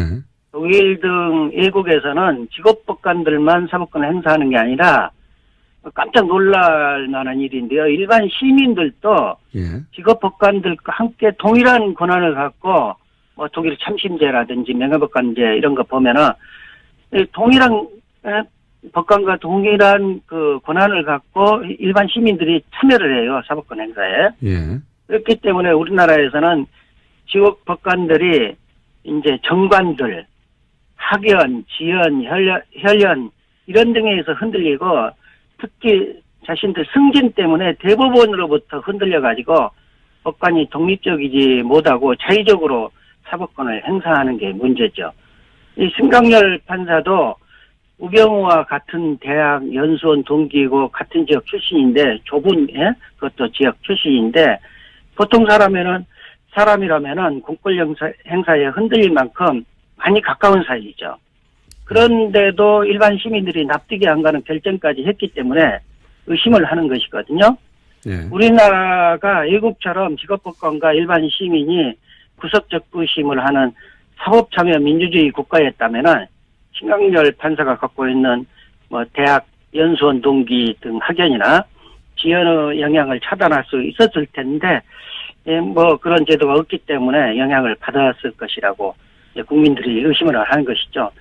이렇게 뭐 일반 시민이 직업법관과 함께 사법권을 행사하는 사법참여주의 민주주의 제도에서는 승진이라든지 정관, 학연, 지연, 혈연 등 영향을 차단할 수 있을 뿐만 아니라 사법참여 민주주의 제도에서는 대부분의 법 이론에 정통한 직업법관들이 일반 명예법관들을 일반 시민이기 때문에 이제 설득을 해가지고 주로 직업법관들의 판단대로 따르게 되겠죠. 그러나 그 과정에서 직업법관들이 명예법관들을 설득해서 사법권을 행사하기 때문에 시민들에게 설득력 있게 사법권이 행사될 수 있는 장점이 있기 때문에 우리도 이번 기회에 사법참여 민주주의 제도의 도입을 고려해보면 어떨까 하는 생각이 듭니다. 알겠습니다. 그러니까 일반의 비판은 있을 수 있는 일이다. 사법부 독립을 해친다고 하는 것은 동의하지 않는다 이런 말씀이시네요. 요약하자면. 예, 그렇죠. 네. 그렇죠. 예. 알겠습니다. 오늘 말씀 여기까지 듣겠습니다. 감사합니다. 예, 감사합니다. 네, 지금까지 대구대학 법과대학의 윤재만 교수님이었습니다. 국민의당 박주원 최고위원. 이 사건 더불어민주당 김홍걸 국립통합위원장 연결해서 어떻게 보시는지 짚어보겠습니다. 안녕하십니까? 예, 안녕하세요. 처음에는 이제 진실 공방이 있다가 어제 주성영 의원이 이제 재인터뷰를 했는데, 박주원 최고위원이 김대중 전 대통령 비자금 맞다라고 하면서, 그걸 재차 여러 번 확인해 준 바 있다고 인터뷰를 해서 사실상 이 공방에는 이제 쐐기를 박은 것 같은데, 2008년에도 당시에 박주원 최고위원이 이 제보자 아니냐 하는 의혹이 있었다고 하는데 그때 혹시 들어보셨습니까? 저는 그 당시에는 듣지 못했는데요. 네. 당시에 그 같은 법사위에 있었던 박지원 의원은 뭐 인터뷰에서 예. 그 당시에 소문은 들었다. 예. 이렇게 말씀을 하셨죠. 소문, 그때는 소문이라면 지금은 이제 거의 확정되는 분위기인데. 근데 이 일이 예견된 사태라고 하셨던데, 왜 어떤 의미로 예견된 사태라고 하신 겁니까? 예. 그러니까 국민의당 쪽에서 그동안에 특히 안철수 대표가 이제 자기 세력이 부족하기 때문에 마구 이제 사람들을 받아들였는데 그런 사람들 중에 좀 문제성 있는 사람들이 많이 나오지 않았습니까? 뭐 지난번 증거 조작 사건의 뭐 이유미 이준서라든가 네. 또 뭐 주변에 그 과거 친이계라고 할 수 있는 그 한나라당 출신들 네네. 이런 사람들이 꽤 있거든요. 예. 예, 그런 사람들을 뭐 과거 검증을 안 하고 마구잡이로 받아들이다 보니까 그런 사람들까지 끼어든 게 된 거 아닌지 그렇게 보는 거죠. 그렇게 영입할 때부터 이런 사달이 나중에 나야 예. 예, 그 다음에 회원들에게는 예. 지난 11월 27일 11시 55분에 예.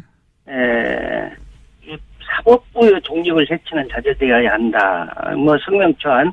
근데 헌법에는 사법부 독립이 아니라 법관의 독립성이거든요. 예.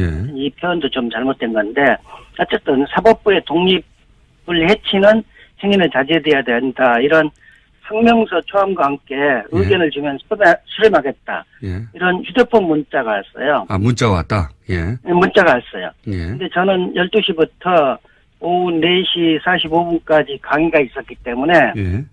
오후 5시 정해야 5시 정확하게 얘기하면 5시 13분입니다. 그때서야 반대의 뜻을 담은 2개의 문건 이게 제가 작성한 건데요. 예. 그걸 휴대폰 문자로 발송합니다. 그 예. 나중에야 그 다음날 알았던가요, 저는? 나중에 보니까 세계일보의 김태훈 기자를 통해가지고, 예. 오후 3시 20분에, 예. 사법부 독립을 해치는 행위는 자제되어야 된다. 이 전국 법과대학 협의회, 교수회군요. 예. 교수의 명의의 성명서가 이미 발표된 것을 알게 되었습니다. 근데 그렇다면은, 예.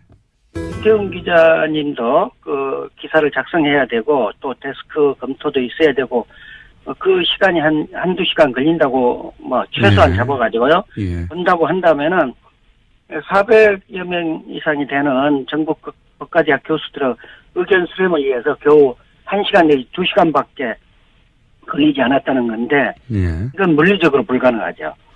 따라서 처음부터 전국 법과대학 교수들의 의견 수렴을 할 생각은 없이 언론에 발표하기로 기획된 것이 아닌가 볼 수 없다는 것이죠. 그런 의혹을 가지고 계시군요. 그럼 혹시 그 교수님은 11시 55분에 문자를 받고 12시가 강연이어서 끝나고 나서 5시에 나는 반대한다고 문자를 보냈는데 이미 기사는 3시에 나갔더라. 이런 얘기인데 그렇죠. 예. 혹시 다른 분들은 이 성명서에 동의한다는 단문자를 보냈는지 확인해 보셨습니까? 다른 분들은 모르겠어요. 저는 제가 그렇게 받았기 때문에 그냥 한꺼번에 보내지 않았겠습니까? 그렇겠죠. 물론. 저한테만 늦게 보냈다는 건 말이 안 되고요. 제가 이제 여쭤보는 이유는 뭐냐면 저희도 이제 다른 분들은 이 성명에 찬성한다고 하는 의사표시가 있었나 싶어서 이호선 회장에게 이제 문의를 했는데 그 명단은 공개할 수 없다고 그래서 혹시 이호선 회장에게 다른 분들은 누가 참여했는지 물어보셨는지? 물어봤죠. 예. 물어봤는데 어떤 분들이 동의했느냐, 예. 몇 분이나 동의했느냐 이게 페이스북으로 이렇게 대화를 했거든요. 네. 근데 그 질문을 하자 차단해 버렸어요. 예, 그거 참, 예. 그렇습니다. 차단당하셨군요, 회장님에게. 예. 그러니까 다른 사람들 몇 명이나 참여했느냐 물었더니 차단당하셨다고요? 예. 대답하면 될 텐데 아마 대답하기가 곤란했는가 보죠. 저희가 그 이호선 회장과 통화한 결과로는 문자를 보내서 반론이나 피드백이 없으면 동의한 걸로 보고 발표했다고 하던데. 그거는 예. 이제 법과대학 법과대학 교수회가 예. 활동을 좀 해왔는데요. 예. 주로 개헌 관련 워크샵, 원전 정책에 대한 여론조사, 예. 그 다음에 이제 로스쿨 제도 개선을 위해서 설립된 단체이기 때문에 주로 사법시험, 예비시험 제도 도입, 예. 사법시험 존치, 예. 그런 여론조사, 그 다음에 법사위 소속 의원분들께 문자 발송하고 전화도 좀 하라는 활동을 제안하고요. 예. 뭐 그런 학술대회, 뭐 여기 학회 비슷한 거니까 학술대회 하고, 예. 특별히 뭐 민감한 건 한 번 있었어요. 예. 그건 뭐냐면은, 그렇기 때문에 뭐 법과대학 교수들이 뭐 하면은 아무 얘기 없으면 동의한다. 이런 관행은 없었다고 볼 수 있죠. 오히려 그 반대되는 사건이 있었는데요. 사건이라기보다 일이 있었는데 2016년 11월 11일 이호선 회장이 대통령의 이손 후퇴는 바람직하지 않다. 이런 취지의 정치적 성명을 전국 법과대학 교수의 명의로 하려고 했었죠. 근데 저도 이제 반대했고 반대 의견이 있었기 때문에 2016년 11월 14일 한 분이라도 이견을 제시하면 그것을 존중해야 한다고 생각을 해가지고 성명을 발표하지 않기로 한다는 휴대폰 문자를 회원 교수들에게 보냈기 때문에 그러니까 한 사람이라도 반대하면은 그런 성명 발표하지 않겠다라는 휴대폰 문자를 보냈어요. 네. 그리고 저도 반론을 제기했기 때문에 고맙다고 하는 문자 여러분 받았고요. 네. 이런 반론이 있으면 동의로 간주한다는 관행이 있다기보다는 이견이 있으면 성명을 발표하지 않겠다는 관행이 있는 셈이죠, 오히려. 이견이 있어 발표하지 않겠다는. 그런데 이번에는, 이번에는 이견이 있는지 없는지 확인해달라는, 페이스북 문자에 차단을 했다면 혹시 전화로 그럼 물어보시면 되지 않습니까? 전화는 하지 않았어요. 문자로 갔고요. 예. 그러니까 이게 기록으로 전부 남아있는 겁니다, 지금. 알겠습니다. 절차적으로 이게 문제가 있다고 지금 얘기를 하시는 건데, 참고로요. 네. 참고로 안녕하세요, 김원준입니다.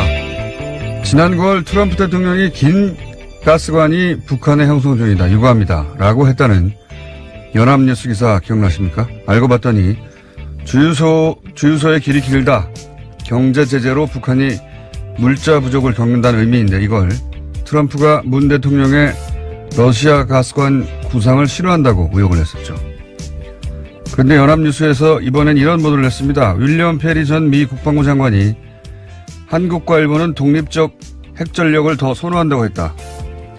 전 국방장관이 한국 핵무기 보유를 옹호하는 것은 이례적이다.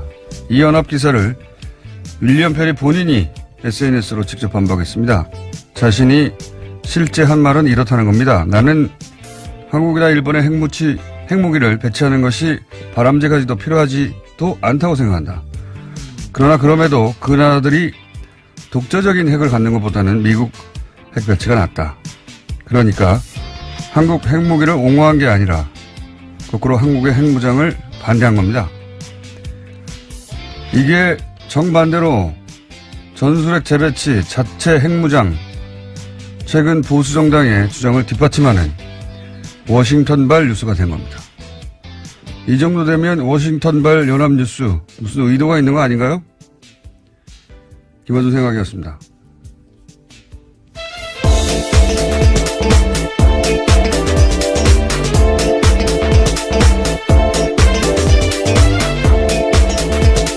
시사인의 김은지입니다. 월요일과 목요일 날 바람이 주로 새는데 오늘 해보니까 평상시보다 절반 정도 셉니다. 괜찮다는 의미시죠? 완전히 괜찮진 않고 평상시보다는 좀 나았다. 예. 이 기사 보셨어요? 예. 네. 그 해당 기사를 조선일보 등이 또 인용을 해서요. 문제가 2차적으로도 발생했었습니다. 그러니까요. 예. 이건 이렇게 본인이 미국의 전직 고위 관료가 본인이 직접 반박하는 경우는 제 기억엔 별로 없는데 정말 민망한 일이죠. 미 국방부 장관 출신이 다른 나라 핵무장을 지지할 리가 있나요? 예. 이 워싱턴발 연합뉴스 기사는 뭐랄까요? 반문재인 관점에서 해석할 어떤 마인드가 항상 준비되어 있는 게 아닌가. 그런 의문을 가지지 않을 수가 없어요. 이 기사를 쓴 기자가 지난번 러시아 가스관 모욕한 그렇죠. 같은 기자입니다. 하여튼 정반대의 뉴스가 최근에 한번 쭉 퍼졌었는데 당사자가 아니라고 했는데 또 똑같은 연합뉴스발이었습니다. 자, 첫 번째 뉴스는 뭡니까? 네, 주성영 전 한나라당 의원이 박주원 국민의당 최고위원으로부터 입을 맞춰달라는 회유를 받았다라는 오늘 아침 경향신문 보도가 있습니다. 박 최고위원은 2008년 김대중 전 대통령 비자금 의혹 제보자로 지목된 상태인데요. 하지만 지난주에 해당 보도가 나가자 바로 부인하는 기자회견을 열었습니다. 그러면서 주성영 전 의원도 어처구니 없어 한다 이렇게 밝힌 바가 있는데요. 이에 대해서 주 전 의원이 정면으로 반박한 겁니다. 박 최고위원의 해명이 거짓말이라는 건데요. 해명을 보면 이렇습니다. 주 전 의원의 말은 이런데요. 박 최고위원이 DJ 비자금 사건 제보자로 언론에 공개된 후에 여러 차례 나한테 전화를 걸어왔고 자기의 진술에 맞춰서 이야기를 해줄 수 없겠냐라고 부탁했다라는 겁니다. 그러자 자신이 검찰에 다 기록이 있는데 어떻게 부인하냐면서 자신은 언론과 접촉을 최대한 안 할 테니까 알아서 하라고 했다라는 겁니다. 박주원 최고위원이 거짓말을 하는 것 같습니다. 왜냐하면 본인 주장으로는 기자들이 이렇게 물어봤거든요. 주성영 전 의원과 통화를 해봤냐 최근에 물어봤더니 했는데 아니 그런 말은 어처구니 없다고 하더라라고 했는데 만약에 박주원 의원의 말이 맞다면 주성영 의원이 거기 맞춰 대답을 해줘야 되는데 어처구니 없다고 해줬어야 하는데 아니래잖아요. 예, 너무 나갔다라는 이야기까지 했습니다. 이건 이제 정반대로 얘기하는 거 봐서는 박주원 최고위원이 거짓말을 하는 것으로 보이는데 관련해서 이제 또 저희 패널인 박지원 전 대표가 계란을 받았죠. 네, 어제 전남 목표에서 제1회 김대중 마라톤 대회가 열렸었는데요. 국민의당 주요 인사들이 참석했습니다. 그런데 박지원 의원이 안철수 대표 지지자가 던진 계란에 맞은 건데요. 행사장에서는 또 야유와 항의를 받은 것은 안철수 대표도 마찬가지였습니다. 김대중 대통령 비자금도 공갈로 다 했다. 간신배 물러나라. 이런 식의 항의를 받았다라고 합니다.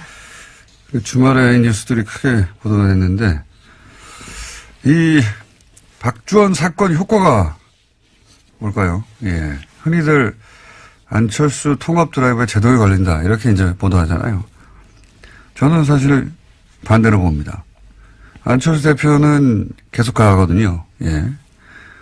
그러니까 안철수 대표 호남계 의원들의 결별을 오히려 촉진, 기정사실화하는 효과가 있을 것이다. 이 일로 만약에 통합 드라이브가 제동이 걸리고 못하면 이런 해석이 맞는데 계속 갈 거기 때문에 오히려 결별, 촉진, 네, 혹은 기정사실화. 그 연장선상에서 안철수 대표가 굳이 호남행을 계속 한 이유는 또 뭐냐? 뭐라고 보십니까? 저는 계란을 맞으려고 왔다고 봅니다. 계란을 안 대표가 호남 결별을 먼저 선언할 수는 없잖아요. 예. 네, 어제 박지원 의원 같은 경우에는요, 자신이 맞아서 다행이다, 이런 이야기를 하긴 했습니다. 그 말의 의미는 안철수 대표 쪽에 그런, 빌미나 구실을 주면 안 된다. 차라리 내가 만든 게 낫다. 이제, 그런 의미죠. 예. 정치 9.5당이다 보니까, 예. 이 사건은 이제 결별을 기정사실화하는 사건으로 앞으로 역할을 할 것이다. 박주원 위원은 애초에 왜 입당했을까요? 이 질문도 사실은 하지 않을 수가 없어요. 왜냐하면 검사 출신으로 DJ 검찰 저격. 수사관 출신입니다. 네, 수사관 출신으로 참 정보통, 유명한 정보통이었어요. 예, 그렇죠. DJ 저격수 역할